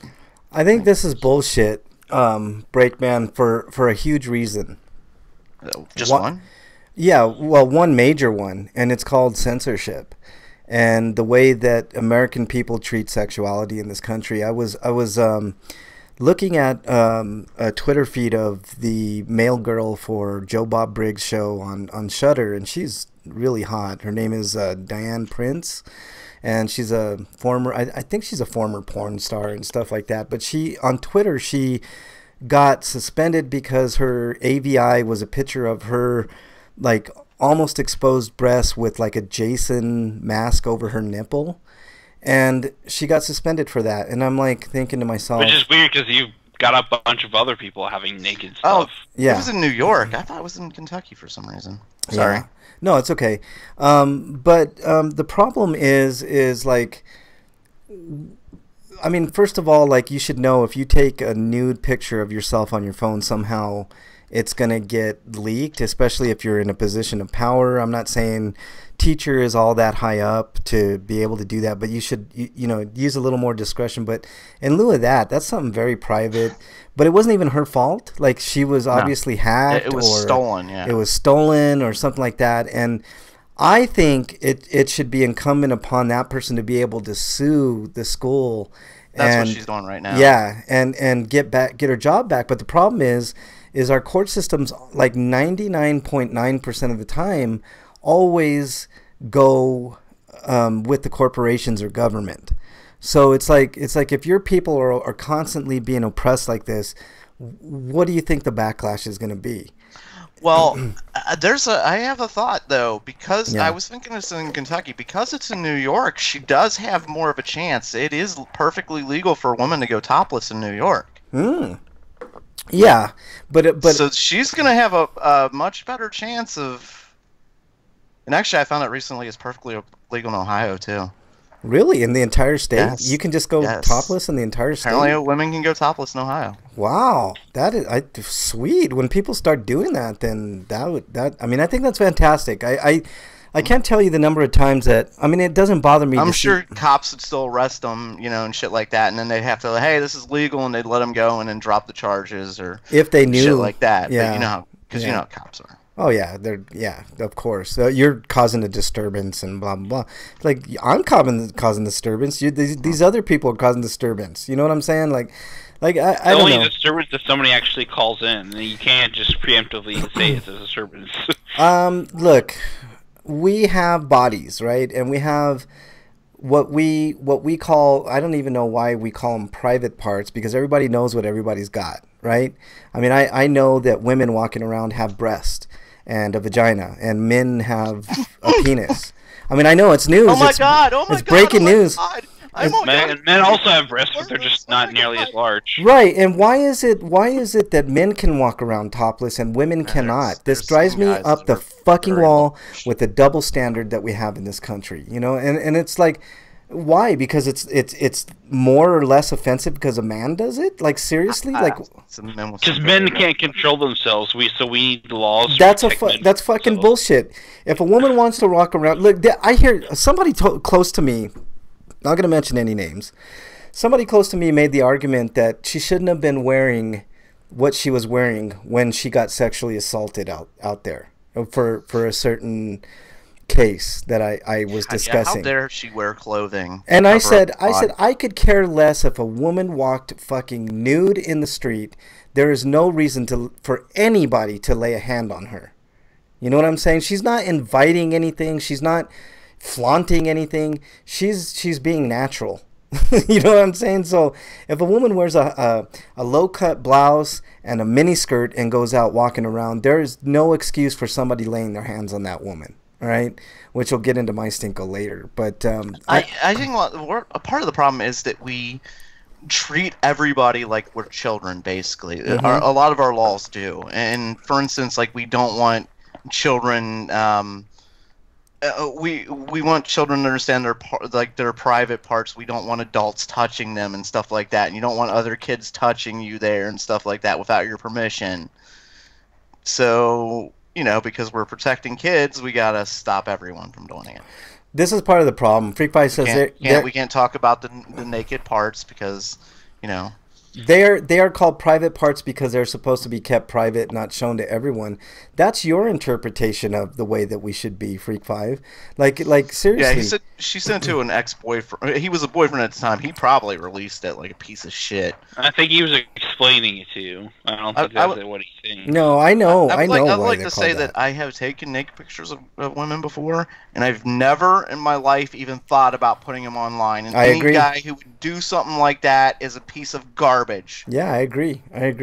Those are that's a violation of privacy. That is, I don't understand how somebody can just so easily do that. Like, I'm gonna get revenge on her and stuff like that. Like, you're putting your pictures out on the internet for fucking creeps and shit. Yeah. I totally agree. I can't stand my ex. My ex screwed me over in more ways than one, and I would never do that. Like, I literally would never do that. Like, It is. It's a very private thing. Like, you know, you're not. I mean, even if somebody did something as egregious as they did to me, I would never think of doing that. You're right, Break. Like it just crosses the line, and there's a reason why there are what they call revenge. I don't think it's porn, but I think it's like it's along the lines of revenge porn. You know what I mean? Like you can't. Well, you're putting it online specifically to make it pornographic. So I think calling it revenge porn is fine. Yeah, I think there should be stiff penalties for it. Like there should, no question. There should be once stiff it's penalties. online, there's no getting rid of it. Even if you take it down from one site, you know, it's just it's a naked picture. It's already been copied. Yeah, no, I agree. It's egregious. It's very egregious, and you know, shouldn't be done. It no matter what somebody's done to you, like if it's an ex that did that, he should be in jail because he caused her he caused her a lot of problems, like life problems that she'll never get rid of in her entire history. So it really sucks. Let's see, didn't she send the picture to the ex-boyfriend? I think he also worked the same school. Easy for him to give the picture to a student after they broke up. If that's what he did, then that's bullshit. And then he's asking, didn't a bunch of strippers protest the church by standing outside of it in Ohio, by standing outside topless? I remember something, and then he sent us a link. I'm trying to load it, but for some reason it's taking forever. Give me a second here. Daily News. Hopefully there's no nudity, and I can show y'all. Well, that's why I'm trying to load it. So before there's a video. So I don't see any pictures. No. They don't look pictures, and they don't look naked in the picture. You're fine. And those are strippers? Jesus Christ. Those are bad strippers in Ohio. Oof. I don't know if I'd go to that strip club, but I agree with their message. But damn. Ugh. Okay. I've probably been to that strip club. You said stiff, Freak 5 says. All right, so that's that. Anything else on that break on your Stinko? No. All right, Eric, your Stinko of the week. My Stinko of the week are gaming gatekeepers. What do you mean? Basically Gamergate, but I'm talking specifically about the get good crowd mentality, where, like, you know, since another From Software game that's been made by that's been led up by Miyazaki has been released with Sekiro, people are doing the whole difficulty debate again, and when you start saying stuff like the games shouldn't need difficulty, and just you need to get better and make time for it. It's just a lot of it's like your points are valid, but that doesn't mean these other people's points aren't as valid either. Yeah, and it doesn't mean that you're not and completely ignoring them. But back to the get good parts, it's a toxic behavior that just isn't helpful. It's like, if you want to be, how about you get good at being a better person, and encouraging people and giving them hints and tips instead of being an elitist. And I also saw stuff on the internet, like over Twitter, about talking about what a real gamer is. Ooh, I can't wait. Gatekeeping. We've talked about that before. Anybody? I don't think there's such thing anymore as like a definition of a gamer, because pretty much everybody games. Yes. Even if it's just Good even point. if it's just picking up your phone and playing puzzle games or something. Thank you, Breakman. Thank you for saying that. Plus, trying to pigeonhole gamer as somebody who does some extreme nonsense, like the number of hours you put into a game or what kinds of games you play. Yeah, Freak 5 says what I was going to say. He says anyone who plays a game is a gamer. I totally agree with that. I mean, just calling a person calling himself a gamer it's simpler and less of a mouthful than saying a person who plays video games. Yeah, we're going to talk about game difficulty in a minute, and I've got plenty to say in our free for all. So let's kind of keep that under wraps. But I agree with you, Eric. The gaming gatekeepers is a great phrase. Who is you to determine who's what? Who is you? Yeah, who is you? Who you be? I think that's the name of the show. Who is you? Yeah. Dungeon says if someone likes a game like Sekiro, they can make their case why without being an asshat. Just saying, but it's the internet. Yeah. We'll get to it, Dungeon. We're going to talk about it because it's an important topic in video gaming. The people that are most complaining about those who want an easier difficulty are the toxic people. We'll wait. We're going to talk about it. So let's. I mean, there are legitimate people out there, but I think they get drowned out by the shittier people out there. Yeah, Eric, let's hold off on this talk. Unfortunately, I think that happens all the time. Yeah. All right, Breakman, did you already do your Stinko? I think you did your Stinko, right? Yeah, we're waiting for your Stinko. My Stinko is all right. I'm going to say Me Too, the Me Too movement, all right? The Me Too movement gets my Stinko of the week, all right? I had a hell of a week on Twitter, and mostly it was about... I saw some of that. Yeah, most of it was about Joe Biden. And I cannot believe how many people are coming out of the woodworks and defending Joe Biden. I told you they would. It is the fucking weirdest thing, all right? And I'm calling out Democrats. Democrats are part of the Stinkos, too. They're big stinkos. A good chunk of Democrats are big fucking stinkos, and at the head of that group, I would say, is Alyssa fucking Milano. All right, someone who I think is very talented, very beautiful, and I agree with her on a lot of political ideas that she has and stuff. But she is absolutely. I don't know if she's a Democrat so much as she is a political opportunist. I am 100%. And the opposite of her way of thinking when it comes to Joe Biden, all right? Apparently, Joe Biden's her friend.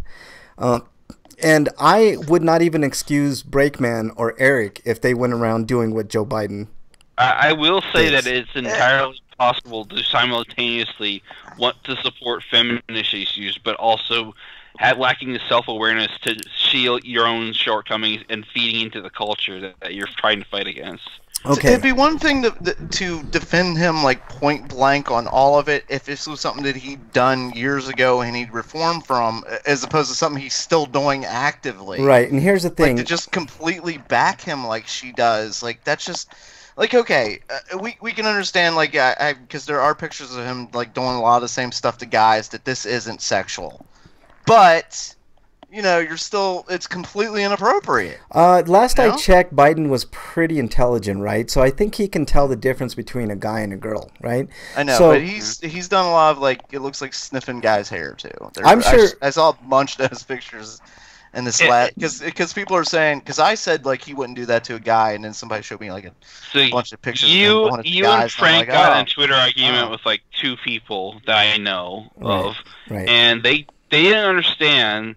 that severity was irrelevant. That sexual assault is sexual assault. It doesn't matter what the degree of sexual assault I was being accused, and it should be scorned the exact same way, regardless of Right, severity. and the point was being raised that I was making false equivalencies between Donald Trump and Joe Biden, and maybe they did that with me too. Like at that point, I just stopped responding. Like I'm just like whatever. No, I didn't want to be a part of it. Words in my mouth. I'm just not going to respond. Okay, here's the thing. All right, Okay.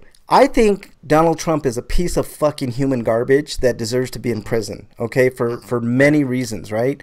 I mean, right. But there's a big difference between what was being said in that whole Twitter. I don't want to mention names because they're friends. These are friends, right? They're friends of the show. And if you're listening, we're not trying to be mean. We want to point something out that we can't get it words on Twitter. Yeah. Well, one person was fine. Like, me and him were having a fine back and forth, and like you and him got into it, and I'm like, okay, I'm just, whatever, I'll let you guys go. But then somebody else came in talking about Fox News and stuff like that, and I'm like, okay, like you're just like me when I'm angry. Like, I'm done. Okay, I think the point was made against me that I was making a false equivalency by what Biden was doing and what Trump was doing.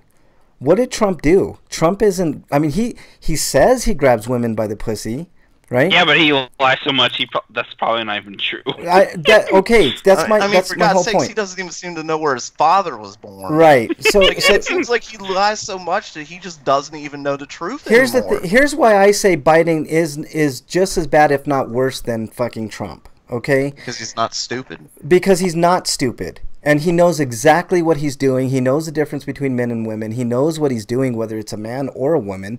Sniffing someone's hair is very sexual in nature. All right. So when you're coming up behind somebody, I saw one video where he was coming. Unless you're Neil deGrasse Tyson, you're just a super curious moron.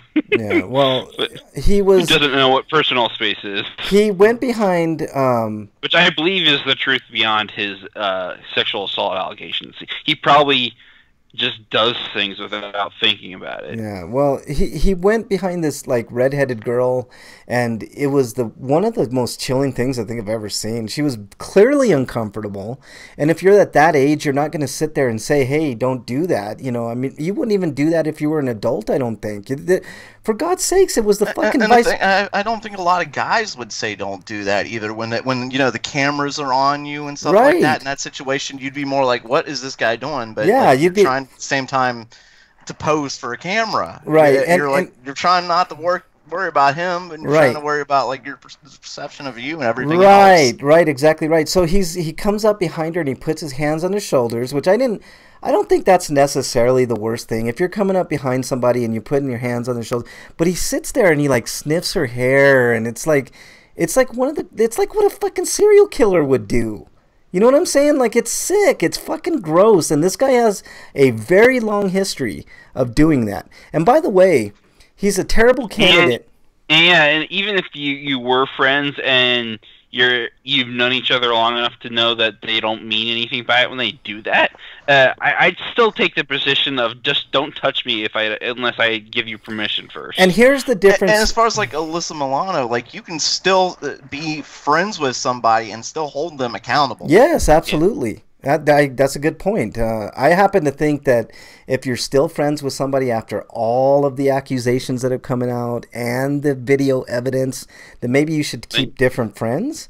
But or you're just so vain that you'll hold on to the few friends you have regardless of what happens, even if it's hurts you. Yeah, right. So here's my. Or others. Yeah, right. Here's my. Well, we also know people are sheep, so that's true too.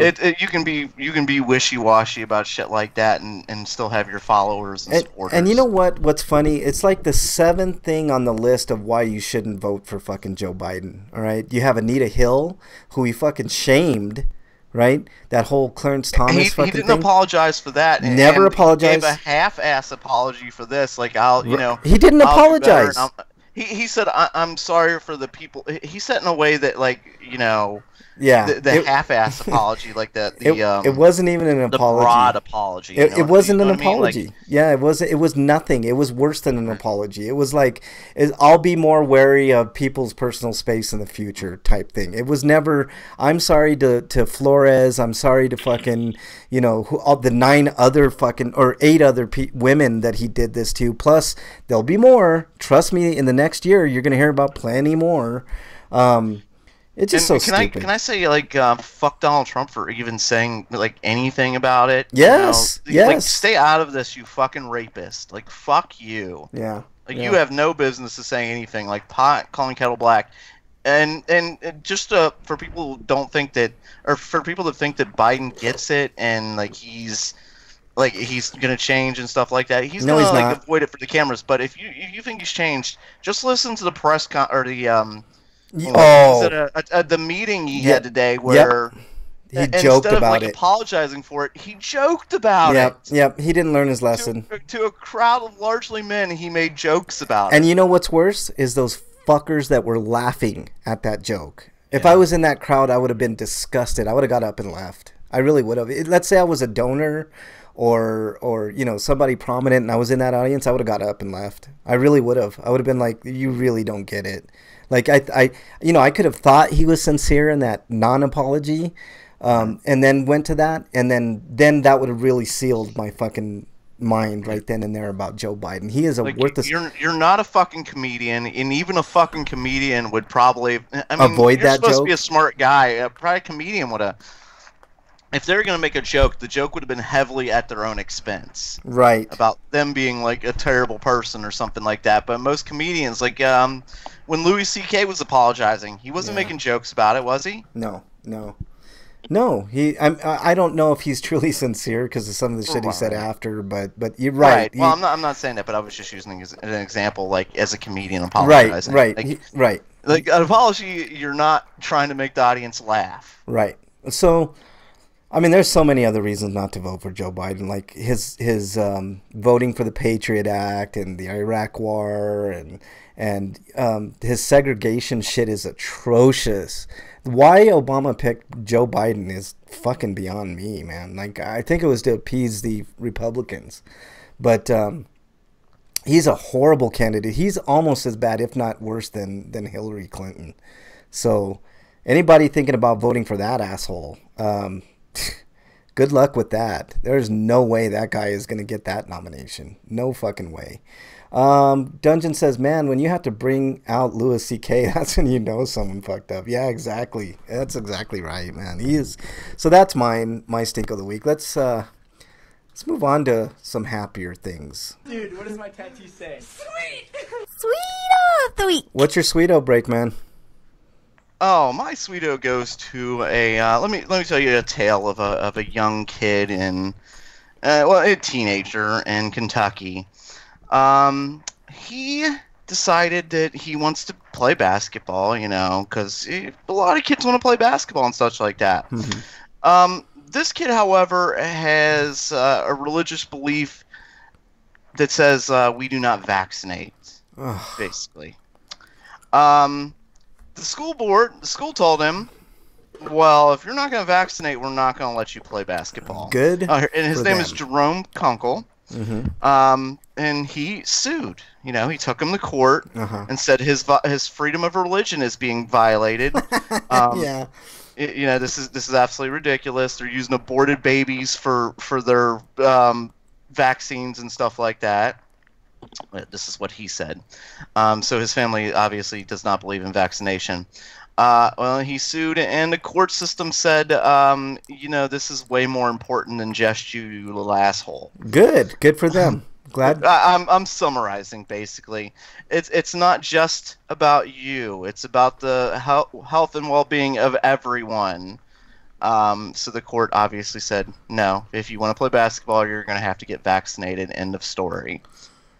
Oh, good. That's fantastic, man. Finally, justice. We hardly ever get justice, but that's. Yeah, especially when we're dealing with measles outbreaks, that a disease that we supposedly beat over 18 years ago. Yeah, It's like ridiculous. Yeah. Freak5 says first, one of his supervisors asked if he wanted to move to a different position. He said if he wanted the job, it was his. That is fantastic. So you're moving up from glory hole to hand jobs, or hand jobs to glory holes. Sweet, Freak5. That's fantastic. Eric, did you have a sweeto? No. All right. I guess getting through this week, because this week put me through the ringer, man. Yeah, he says it's $1 more an hour. That's wow. So you're going to be up to $2 given handies, man. That's sweet. And I have started training for it. I have work all day, and I stay caught up, but don't feel like I'm working harder. That is really good. That's very rare. And he says this seems like the day goes by quickly. That's cool. Nice to hear, Freak5. My sweeto I mentioned earlier, Twilight Zone, man. Like, I got the old goosebumpy feel from Twilight Zone again, and that's good, because every other iteration of Twilight Zone since Serling was off that show. I do have a sweeto. Let me finish mine, Eric. Okay. No, you don't get one. Yeah, exactly. So every other iteration of Twilight Zone has been pretty much shit, but now I think it's back on track, and it's got a lot of the same feel, only modernized, and I couldn't be happier. So that's really cool. All right, Eric, your sweeto. I'll literal sweeto because I scored a free muffin. Oh, sweet. Nice. Freak5 second is his sister and brother-in-law gave him some gummies. So sweet. Some edible gummies, the good kind, I hope. All right, so now... I thought he meant like he was losing his teeth and like it was, that's all he could do without his dentures. Yeah, most likely, man. You're probably right. I'm probably wrong. That's probably right, Break. Okay, he said yep. All right, so let's move on to... Oh, then I was right. He confirmed it. Okay, yeah, good. He did. He confirmed it. All right, let's move on to... It's a free-for-all! Little baby! Yeah, it's a free-for-all! Wow! Suck it! I love the end of that. I know I say it every week. Dungeon Buster would like to point out that Eric restored all of his hit points with the muffin. And Freak 5 gets a +5 to psychedelics. So there you go. He's eating these gummies while he's listening to the show, so he's a baked freak then. Oh man, I gotta play Friday the 13th with him tonight then, so I can see him tripping out while he's playing Friday the 13th. You might actually win one. I might, man. Actually, that might. No shit. Fucking Freak 5's pretty good at that game, man. So I don't know his partner's name in the game. But, is he like better where he just gets more powerful the more weed he smokes? I do. I don't know about anybody else, but I do. No, I'll tell you a funny story. Like it wasn't. Yeah, let's rewrite Popeye, but he's a druggie. We should do that. That'd be sweet. An RPGrinders version of Popeye, man. That'd be so awesome. But anyways, I'll tell you a quick story. I was of course, after I never partake like before the show because I like to be lucid during the show. I think I've only been high one time, the entire time I've ever done RPGrinders. I've only been drunk on this show once. Yeah, I've only been drunk on this show like every week. Yeah, I know. But anyways, almost every week. No, where you say I've only not been drunk. But anyways, I like remember that one time I was sober on the show. Anyways, like I think it was a couple weeks ago. I was after the show. I went outside to smoke, and I smoked a couple bowls. So I was pretty zoning, talking about Twilight Zone. But I came in and I know Freak 5 like almost every Friday plays Friday the 13th after the show. So I jumped on and I put on my mic and headset and stuff and I was like, Freak, I'll watch y'all, but I can't play. Like I couldn't play. Like I just couldn't play. Like I'd be, whether I was a counselor or Jason, it just wouldn't have been a good thing. But I had a good time watching those guys. It's fun to just sit and watch that game for a while. It's a good time. So yeah. Before G4, I never thought it was that much fun to sit and watch. But it's actually can be fun. It is. It depends on the nature of the game, and like I love watching Dungeon play fucking games, man. I would like to watch Eric play games because Eric's a fucking game whiz too. But I never seem to be. I don't want to watch him play like Mega Man. I don't stream because my connection's too shit for it. Yeah, I know you never stream. I tried streaming my Bloodborne playthrough like on my New Game Plus or pre New Game Plus. I tried to take on the Mood Presence, but like before I could do anything, the apparently Twitch just decided to boot me, and then the video stopped recording. Yeah, they were like, "Fuck that, dude! Your connection is shit." I want to do more streaming, or at least watch. Like I love watching Dungeon, man. Dungeon is I watched him play. I think it was Assassin's Creed Odyssey or something, and he was up against the Cyclops, and he's like, no big deal, just whipped its ass. He just took out his bow and arrow, and he was just whipping the shit out of the boss. And then I watched him play Metro. The new Metro, and I kind of fell asleep, and then I woke up, and as I woke up, the game was ended. Like he beat the game. I was like, holy shit, I missed it. God damn it. But anyways, yeah, I don't want to stream because I'd get stuck on something stupid, and then I'd be looking at comments, and it'd be dumbass. Yeah. When I stream, like when I used to stream for like Extra Life, I didn't pay attention to the comments, but then again, I didn't get any. So yeah, that would be better than not getting any. I guess. Yeah. And as long as I'm entertaining people, I guess.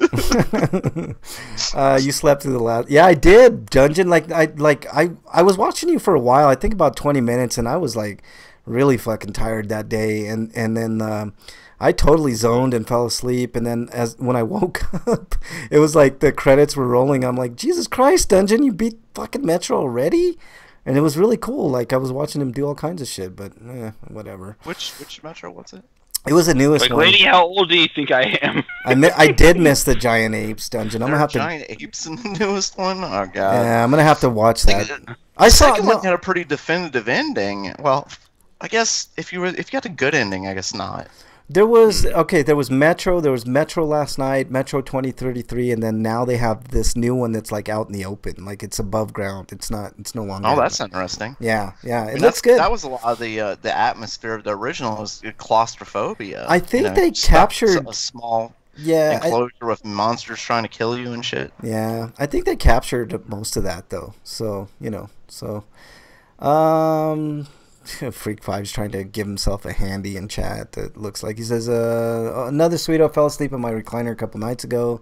Daughter was woken up by my snoring, came in and covered me with the blanket. Oh, that's kind of cute. I would have. She didn't suffocate you though. I know. I would have said the pillow would have been the way to go, but whatever. I know. Like, just close his nose right here. It'll be okay. And Dungeon's and cover his mouth. Exactly. Dungeon's gloating in chat. He got the good ending. So son of a bitch. I did not get the good ending when I played it. Yeah. Well, I didn't play. I haven't played the newest one, but the last one. Dungeon, did you play The Witness yet? Dungeon Buster, I know. Freak 5 is. I don't think Freak 5 beat it, but maybe you did. But Dungeon, if you played The Witness, let me know, because there's like this challenge thing at the end that I need to do to get the platinum, and I'm having all kinds of fucking difficulty with that fucking thing. All right, guys. Here's the free for all this week. Game difficulty. I bring it up because, speaking of The Witness, I've been having a dandy of a time with The Witness, guys. And then, with the release of Sekiro and Dark Souls and Bloodborne and all this other shit, the question is, and I don't mean this condescendingly, all right? I let me say, just from my memory, like the best thing to do is to fall in love with the Amish woman.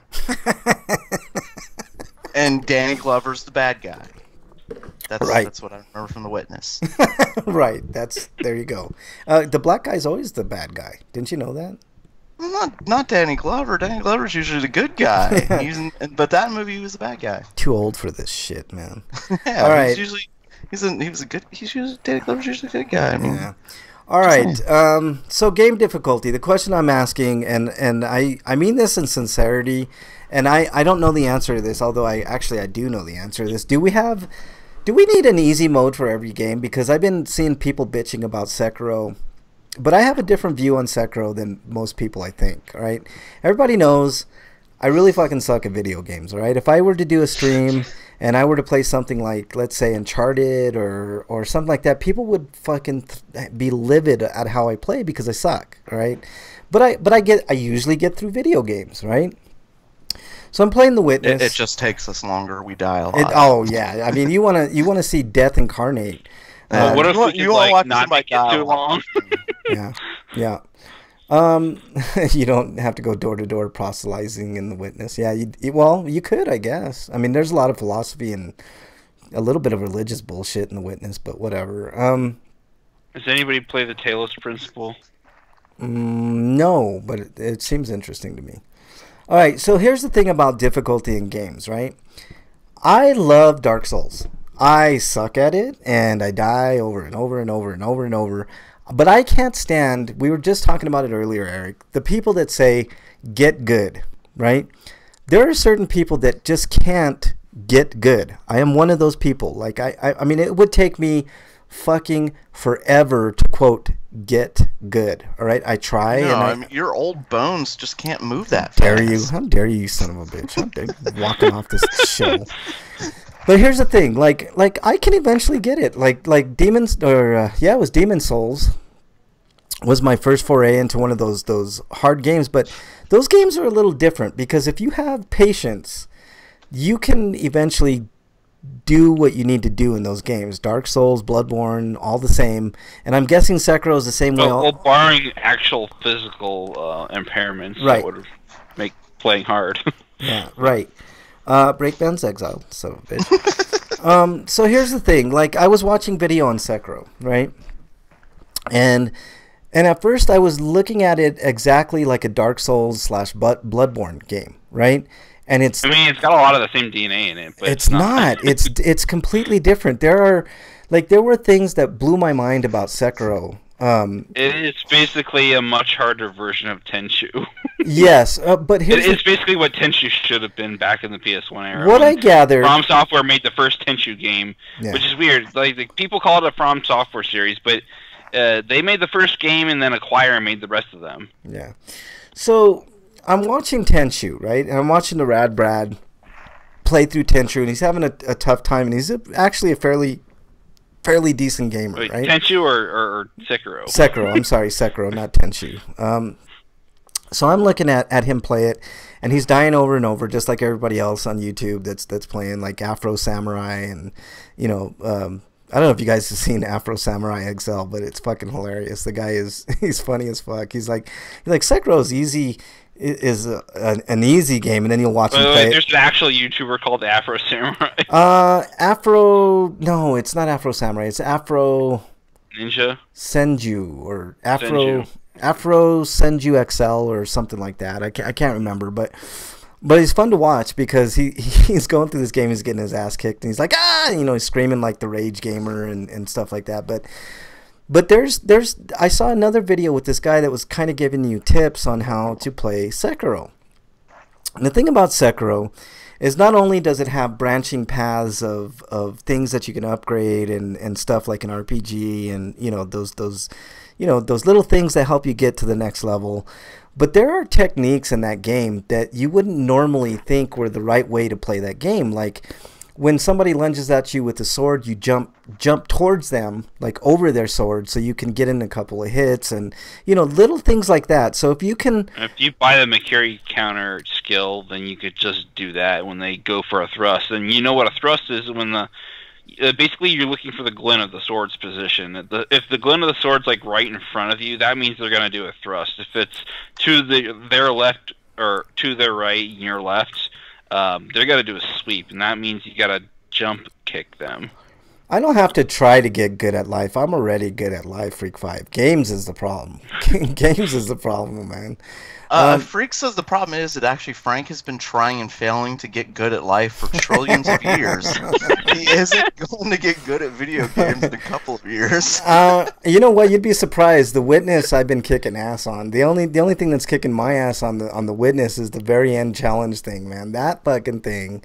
I mean, it's one thing to know the rules of the fucking game, but it's another thing to like put a time limit on. If there's one thing in video games that I would just get rid of completely, it's time limits. I fucking hate time limits on any video game. It's one of my pet peeves. So it's like whatever.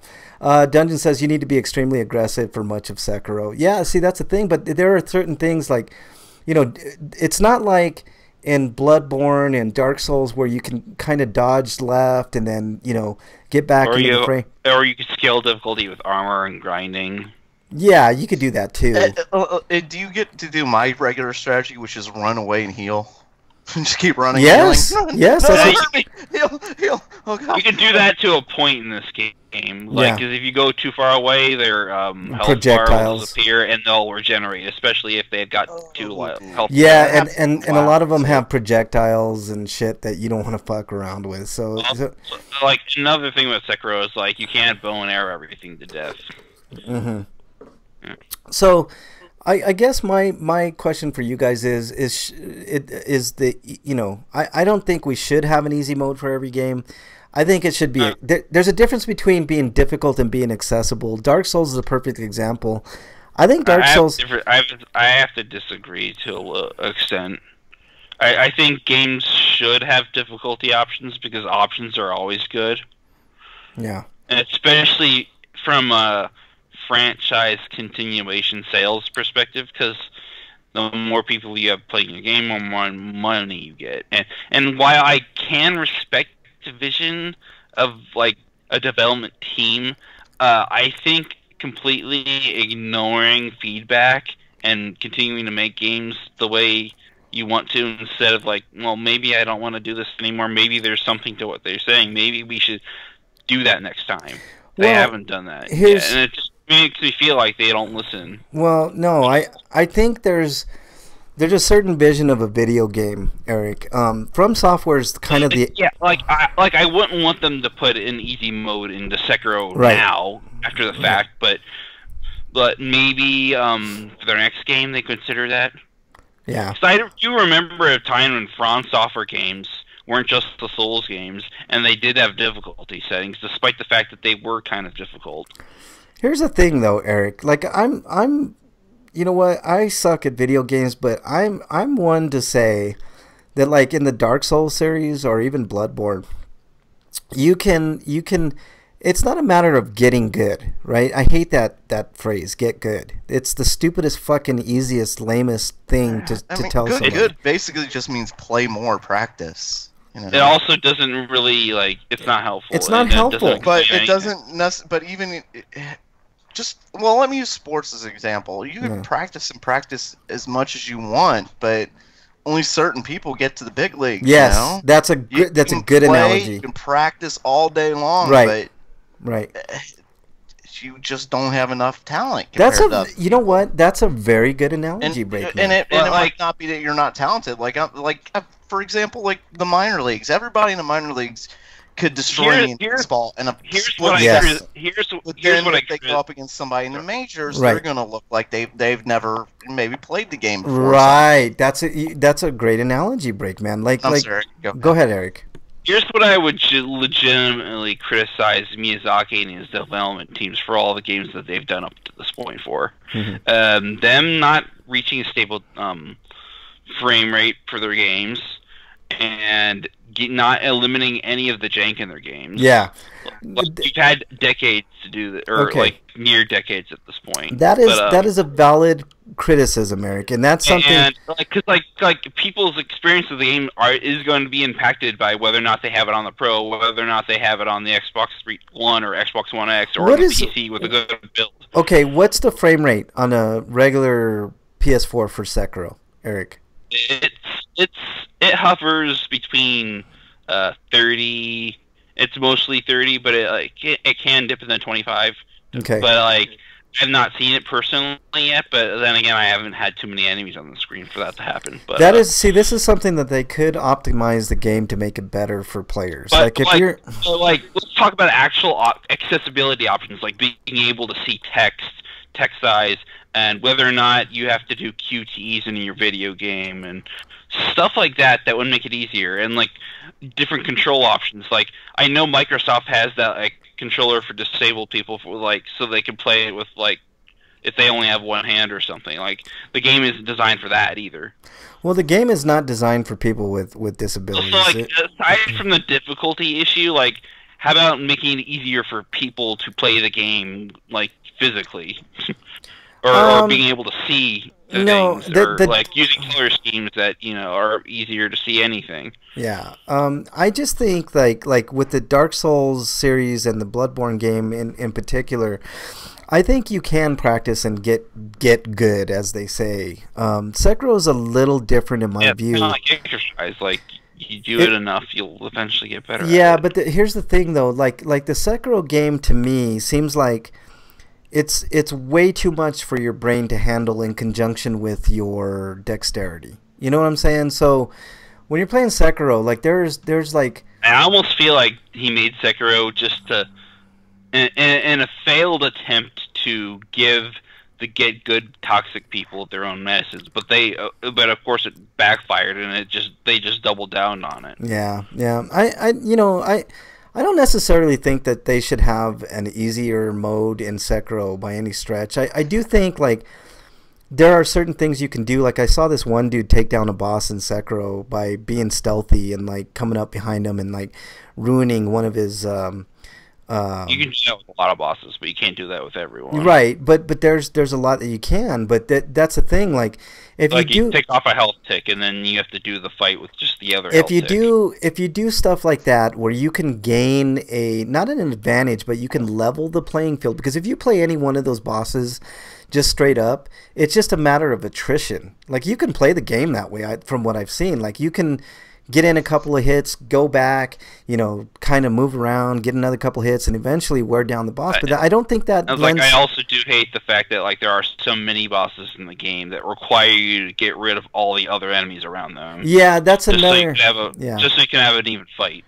That's why some of the mini boss fights just force you in an arena, and the other enemies can't join you. But that's great. But it's not like that all the time.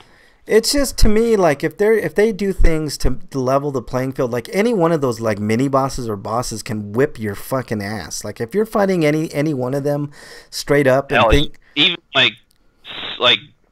symbol grunts can be a challenge, especially in groups. Yes, they can. Even one-on-one, they can be a challenge if you don't sneak up on them and stuff. But like, there's a whole system in Sekiro that you have to retrain your brain. That's the whole thing. And I don't necessarily fault From Software for doing stuff like that. I just think that they've been thoughtful enough to put in certain things like stealth elements in their game where you can knock down the difficulty a little bit.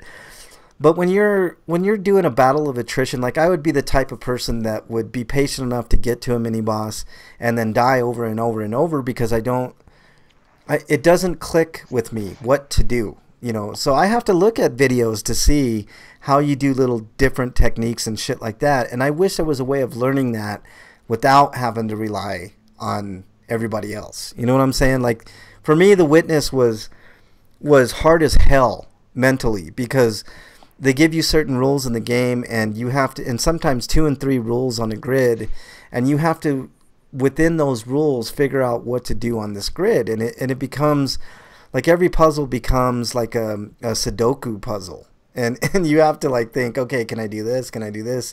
And it's not a matter of experimentation because if you experiment, you'll be there literally all fucking day. You literally need to sit there and rack your brain on how to do some of this shit, you know? So... And that's why I'm having such a problem with The Witness at the very, very end to get the platinum because the time limits. And you know, if you give me time, I can do stuff. And that's why I think I can do okay on games like Sekiro because there's no real time limit. Like you just, if you die, you just go back and you try again and, you know. Maybe... And the only penalty for dying is you, like Dragon Quest, you lose half your golden experience. Experience is only good for like getting skills, so like you don't even need to worry about your experience half the time. Yeah, that kind of sucks, but you know, whatever. But let me. And the whole gold thing, like if you spend it by like buying like spirit emblems, which are basically your ammo. Yeah, let me go back and read some of the chat. Bernie says you have to worry, like you don't want to worry about losing and then getting dragon rot because all its dragon rot affects is your ability to do side quests. Bernie gets +1 to host Kiss Upness, I guess. Frank is awesome, she says. Dungeon says, I'm not opposed to difficulty options in any game. You opt to use them or not. It's up to you and your willpower. Get good is just a trigger phrase. It totally is. And I you know, from shitheads. Yeah, and it sucks because like somebody like me, like Dungeon is, I'm just as experienced of a gamer as Dungeon, right? Dungeon is just slightly more talented at video games than I am, but slightly. But Dungeon, Dungeon isn't. I'm sorry, I'm one to sorry. Is that a humble brag I hear? I know. Dungeon is not the type of person that's gonna watch me play a stream and say, you know what, get good on a game like Sekiro or Dark Souls. He'll say, well, maybe you need to do this, or he'll give you advice, right? And that's how most people should view it. Like, let's be encouraging of people to beat games. Like I can't tell you the number of times I beat a game in Dungeons right there saying, you know, hey, congrats, and you know, it's really cool and stuff like that. Like positive messages work better when it comes to video games and gamers. When you say something like "get good," it's like you're not worthy of being. You don't even have to say "get good." You could just complain about people who are complaining, and then that's almost like basically the same thing. Well, but more of a long form version of it. So there you go. Reminded him of Shadow Warrior 2's description of easy mode. Sometimes when you come home from work, you just want to feel like a badass. Yeah, that's true. Absolutely shit at fighting games, but I totally respect. Sorry, go ahead. That's right. I didn't mean to interrupt. Dungeon says, I'm absolutely shit at fighting games, but I totally respect people that enjoy them. See, I suck at... But I love playing them, though. I'll play Mortal Kombat like crazy. But I suck at them. I mean, obviously, I suck at Killer Instinct, for instance. There's Wyland whipped your ass, man. It was... I'm trying to think. I also, let me see, Lost in Street Fighter 2. That was on video. Yeah. No, Street Fighter 4. I'm sorry. Street Fighter 4. Freak Five says, in a single-player game, it shouldn't matter if other players want to play on extra easy. I totally agree. I love the character art in a lot of them, like the King of Fighter series or Guilty Gear, just bad at them, but I'm fine with that, Dungeon says. So yeah, that's the thing. Let me, as an example, let me add like the current Mega Man series. Like, they added an easy mode to new Mega Man, basically.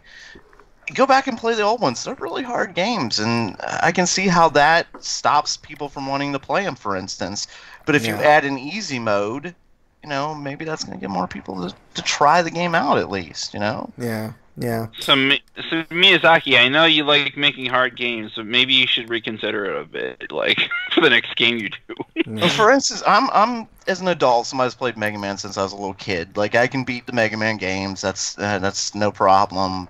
Usually, I just quit by the time I get to the Wily levels because I'm like, I don't want to do this. Like this is just unfair punishment I'm doing to myself. There's a bit of news going on. Apparently, Capcom's putting out a DLC for Resident Evil 2 that just lets you have everything that you get from beating the game certain ways. So if you wanted the Infinite Rocket Launcher and stuff, you can get that right away without having to do anything. I remember there was an exploit. Back to what I was saying. Yeah. Like, as an adult, I can play through the Mega Man games, and that's all right. But as a kid, there are games I couldn't beat all the boss masters. Yeah. And now it would have been nice to have an easy mode that would have maybe integrated me more into the game, or let me see the game as a whole, as opposed to just getting to a certain point and not being able to get farther. I'll tell you guys a story.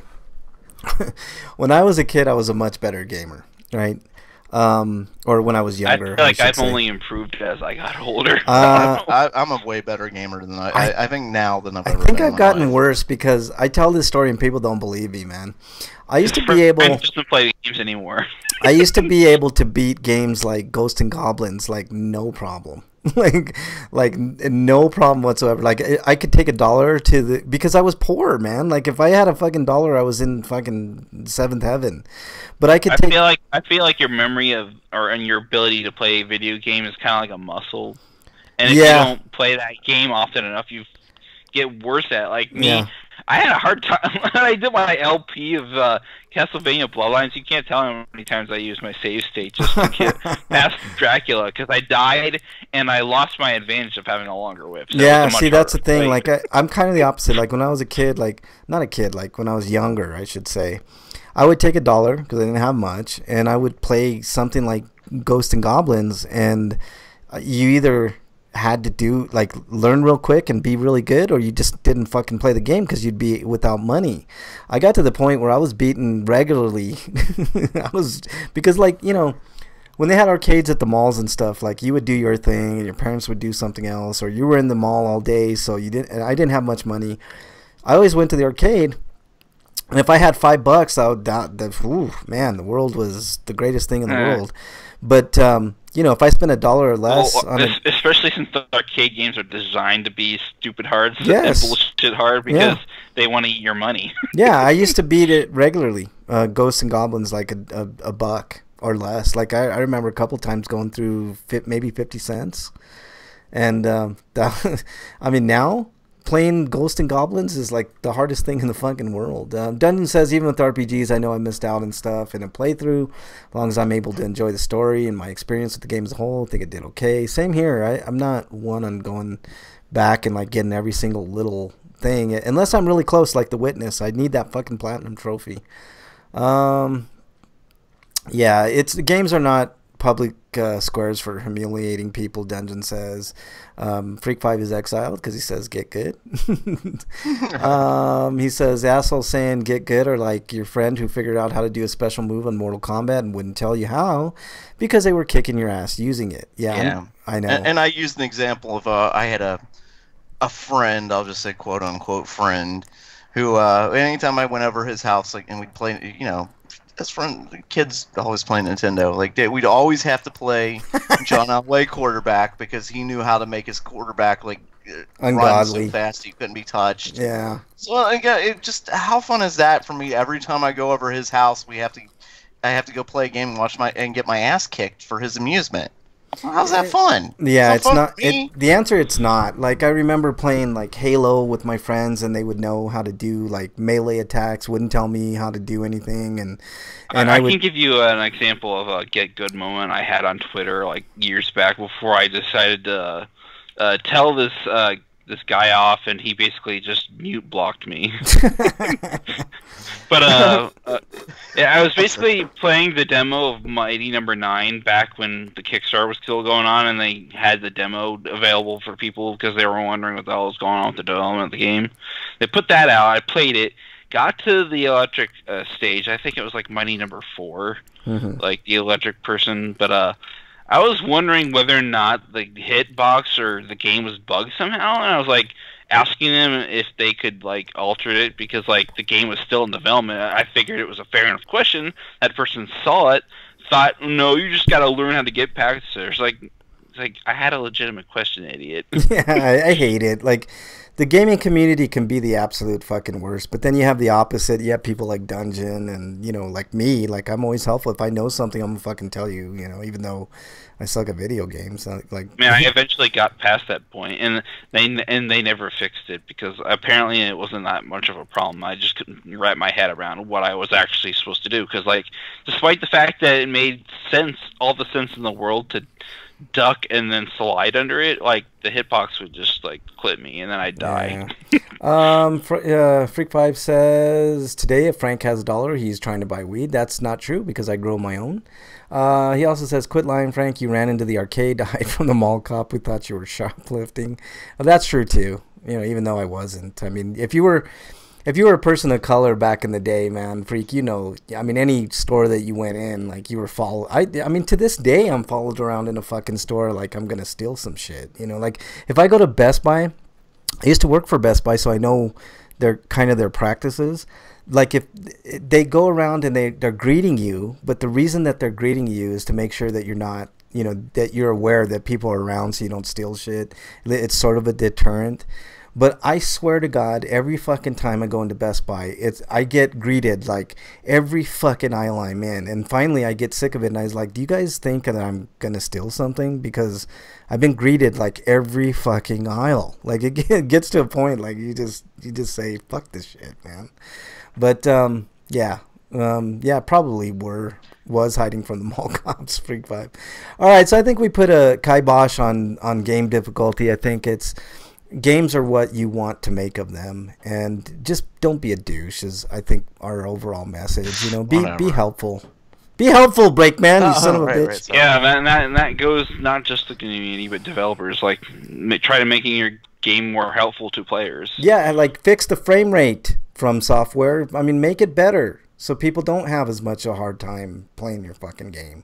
I don't disagree with the difficulty of the From Software games, but if they need to fix frame rates and glitches and other shit, then do it. You can keep the useful ones where you can have your sword clip through a wall and basically like lure the enemy to getting stuck in the wall. I'll keep those because like every advantage you can use to get ahead of the game, sure, but like the actual legit problem ones you should fix. Yeah. Yeah, all right, that's about... Like I shouldn't die because my game's bad frame pacing decided that the frames would skip and I couldn't tell what I was doing. Yeah, see, that's a thing. I have a Pro, so if I had Sekiro, it might be a different experience than what... Yeah, I heard that, like, the Xbox One X version might be slightly better to play on because of the way it handles the special option you can turn on. Kind of compensates for like the advantage the Pro has over it, gotcha. And eventually will outperform it. Wow. Okay. Well, that's cool. All right. So that's about all we got this week. Wait, what are we gonna do? What you've been playing? We already did that. Where were you? Oh, you guys did that without me. Well, you weren't here, man. What have you been playing? Break real quickly. Let me see.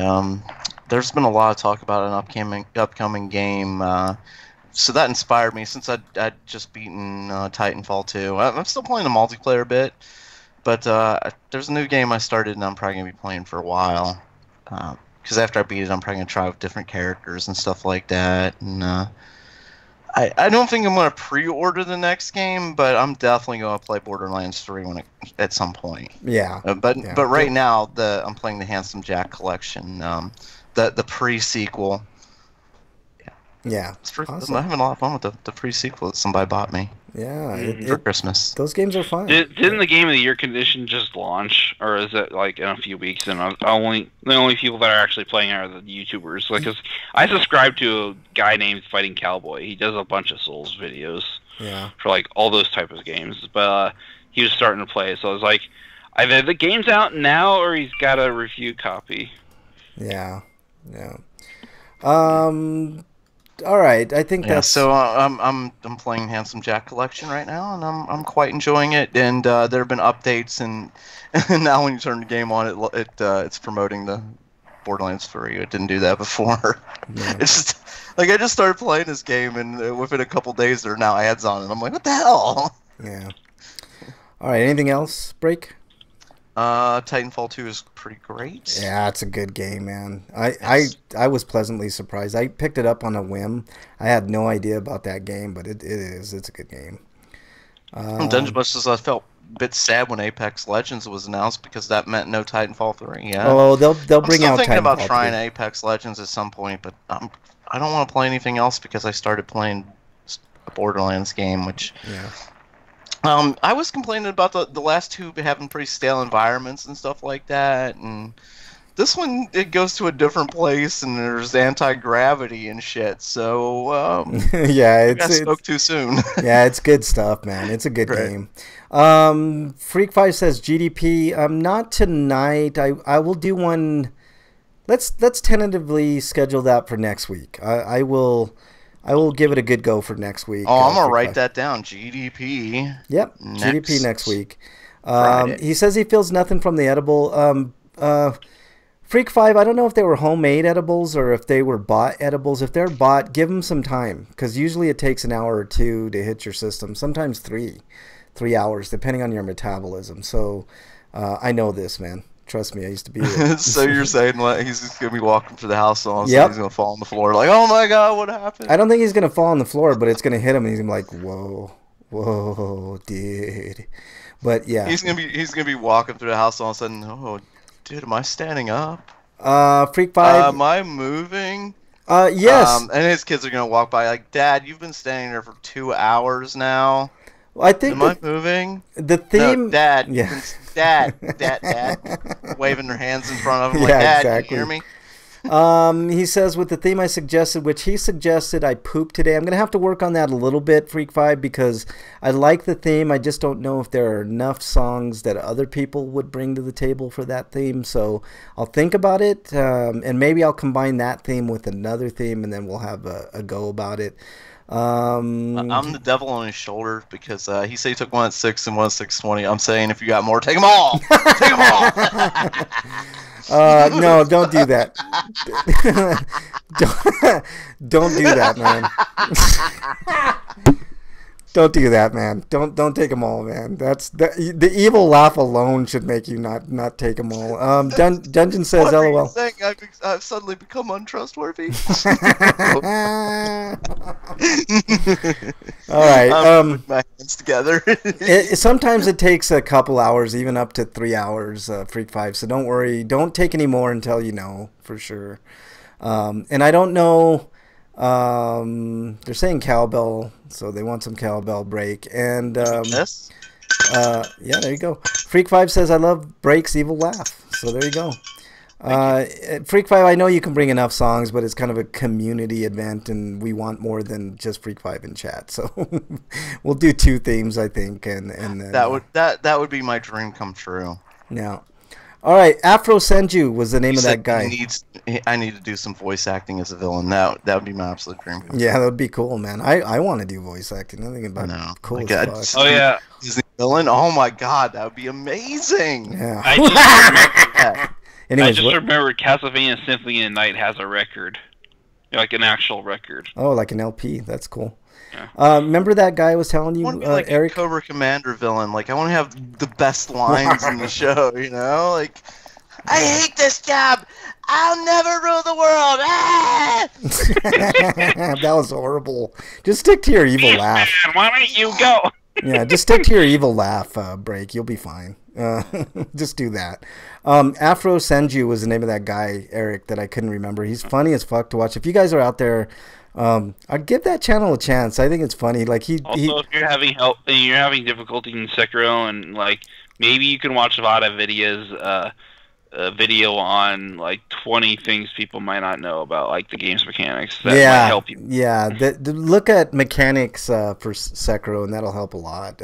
Or watch Dungeon. Dungeon fucking blows through every goddamn game he plays. He makes me fucking sick, man. He's like one of the greatest gamers ever. And Eric makes me sick too, because he's another great gamer. Although he doesn't have the bandwidth to do streams, otherwise I think I'd watch Eric a lot too. But anyways, last boss in Sekiro is annihilating Dungeon. He says, yeah, he says that he probably kicked his ass once, and he's probably gonna beat it like the next time. All right. No, he's saying that now because he's in New Game Plus, isn't he? I hate it when they make you find a pre-boss before the real boss. Well, unless the last boss is super Bloodborne easy. did that, but at least you have the luxury of not having to refight the first battle. Yeah. All right, that's about all the time we got for you all tonight. So look forward to a GDP next week. Tentatively, you never know what could come up, but one of the themes is going to be I poop today, but there'll be another theme that I'll add in there so that it'll make it a little more accessible. So it should be a fun time. All right, Breakman. Yes. Plugs, what? Please. Oh, yeah. Yeah, you can follow me at break_man on Twitter, and at what's that other thing? Unholy Gamer 20 at RPGrinders on Twitter. All right.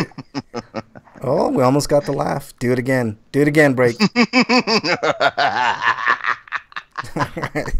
Eric, your plugs, please. So Freak 5 wants us to kill his son in whatever game he's playing. That if he shows up there. Okay, that's horrible, but okay. All right, Eric, your plugs, please. You can check out reviews I've written on sites like BostonBastardBrigade.com, TotallyGN.com, and VogNetwork.com, and HonestGamers.com. And I would say I got 2 reviews on TotallyGN out there right now, and they are Assault Android Cactus Plus and Ellie, and I wanted to get the Toe Jam and Earl review up today, but I guess I'll have to wait till tomorrow. Yeah. I got one thing to say to Dungeon Buster. Get good, man. That's I'm just gonna say. Just gonna say it. All right. My plugs are as follows. Said he had to walk away from Sekiro. Yeah. Like, yeah. I've done that a couple times, and then I come back and I end up beating like 4 mini bosses in a row. You both just need to get good. You know, so that's what I'm saying. That's you're mean, Frank. You're a big meanie. I do recommend. You get to the point where you're sometimes. consistently losing and you're not making any headway. Then taking a step back means that you're probably tired, or 2, your hands are probably aching. No. 3, temperature's boiling, and you should just cool off. Nope. You know what it means? It means you need to get good. That's all it means. Yeah, Frank, you were exiled. All right. Check out that channel Afro Senju XL. It's a fun channel to watch for a while. It's like Rage Quit, sort of. Like one of the titles of his videos is Sekiro is the easiest Souls game, and then all it is is him. I saw that video highlight. But... Yeah, it's fun. It's a fun to watch. He gets his ass kicked like 50 million times. So it's jokingly called this because he knows he's gonna die.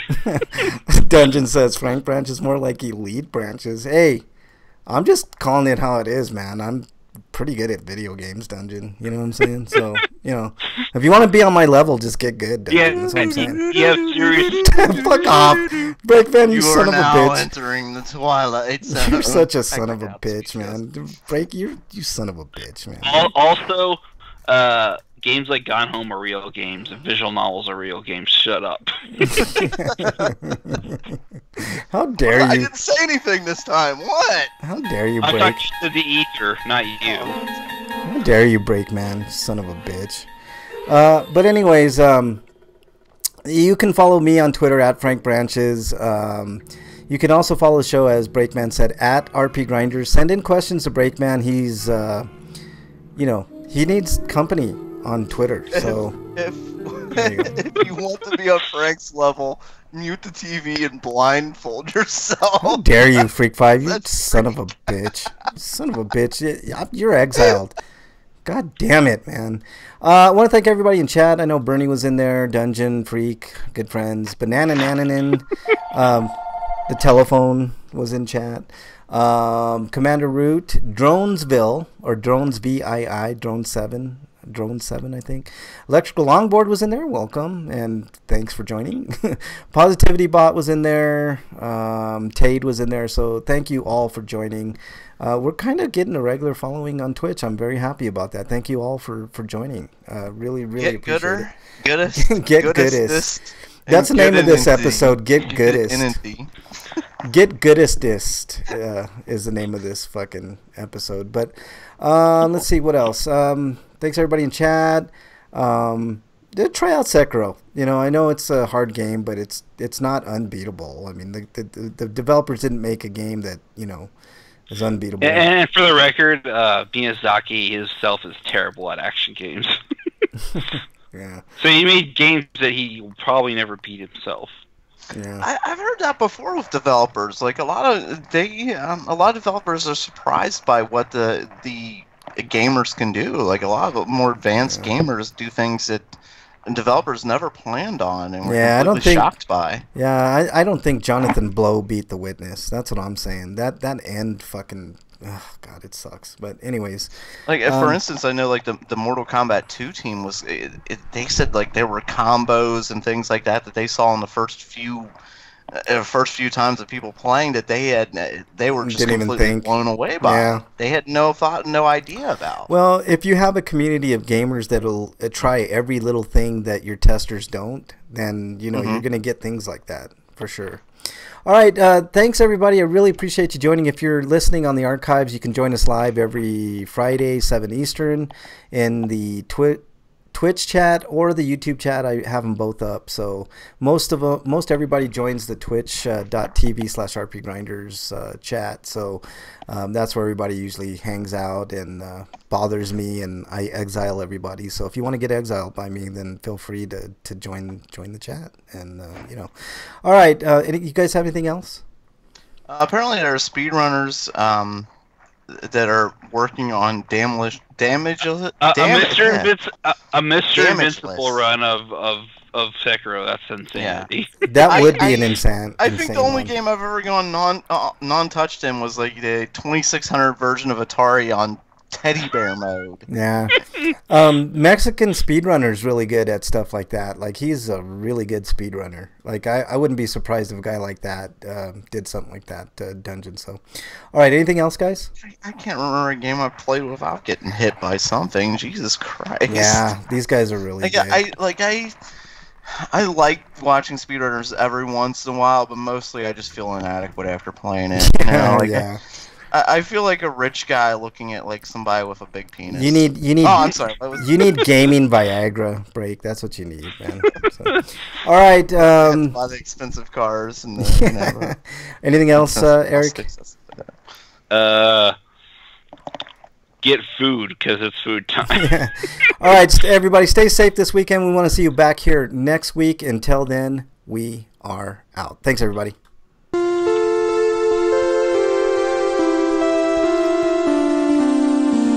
I want you to get good like I am, and don't be like Dungeon Buster. That was a dick comment, Frank. If you want to be a terrible gamer, just watch Freak 5 play Friday the 13th. He is the worst gamer in the world. There's not enough verse for me to come back and protect you, Freak. I'm sorry. Right on the music there. Bye. That was a fun show. Thanks everybody in chat. Really, really do appreciate you all. You know I do. If you play Friday the 13th, Freak 5, I may be on later to watch you, because you know what I'm doing after I get off of the show. So, you know, if you play, I'll watch. So yeah, there you go. If anybody wants to play the Handsome Jack collection with me, yeah, let me know later. I haven't turned on my Xbox in a while, man. I gotta turn that sucker on. You know why? I'm working on all my games on the PS4 first before I get on over to the Xbox and beat those. I kind of like playing single player of games like this, at least. Or for the Borderlands game, I like playing single player at least one playthrough, because when I play multiplayer, I don't get to really experience a story that much, because you kind of, as a multiplayer thing, you're being rushed through the game. Yeah, I don't like being rushed. Like I like playing Borderlands with Eric because we just kind of took our time, and he basically walloped every boss that was there. But well, when I played Borderlands 2 with friends, we kept running through the game, like we kept beating it multiple times. Yeah, the best way to get more loot and stuff. So I'll be on there. You'd really experience the story was to play it by myself. Freak 5, I'll be on there, man. I can't promise I'll play, but I'll definitely watch. I think it's fun to watch you all play Friday 13th. What Frank is off the show, he is going to tire his hands out, jerking off. That's why you can't play Friday 13th. No, I will not be doing that. I will be partaking in what you partaked in, although in the smoke form. So, and I'm not going to have the problem of not feeling anything, because I'll feel it immediately. So there you go. Watch the Twilight Zone too. That's what I forgot to say. But anyways, thanks everybody in chat. Really appreciate it. You all know we love you.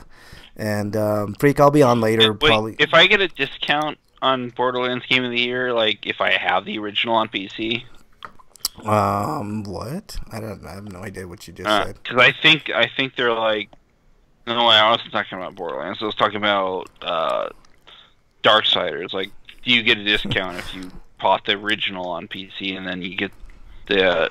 I don't even think it's an update. I think you have to buy a different version of the game. Yeah. So like, Freak 5, is there a discount for that sort of thing? Freak 5. Luckily, there's no video of you on there. So yeah, if there was, I'd be throwing up the whole time. So that's just how it is.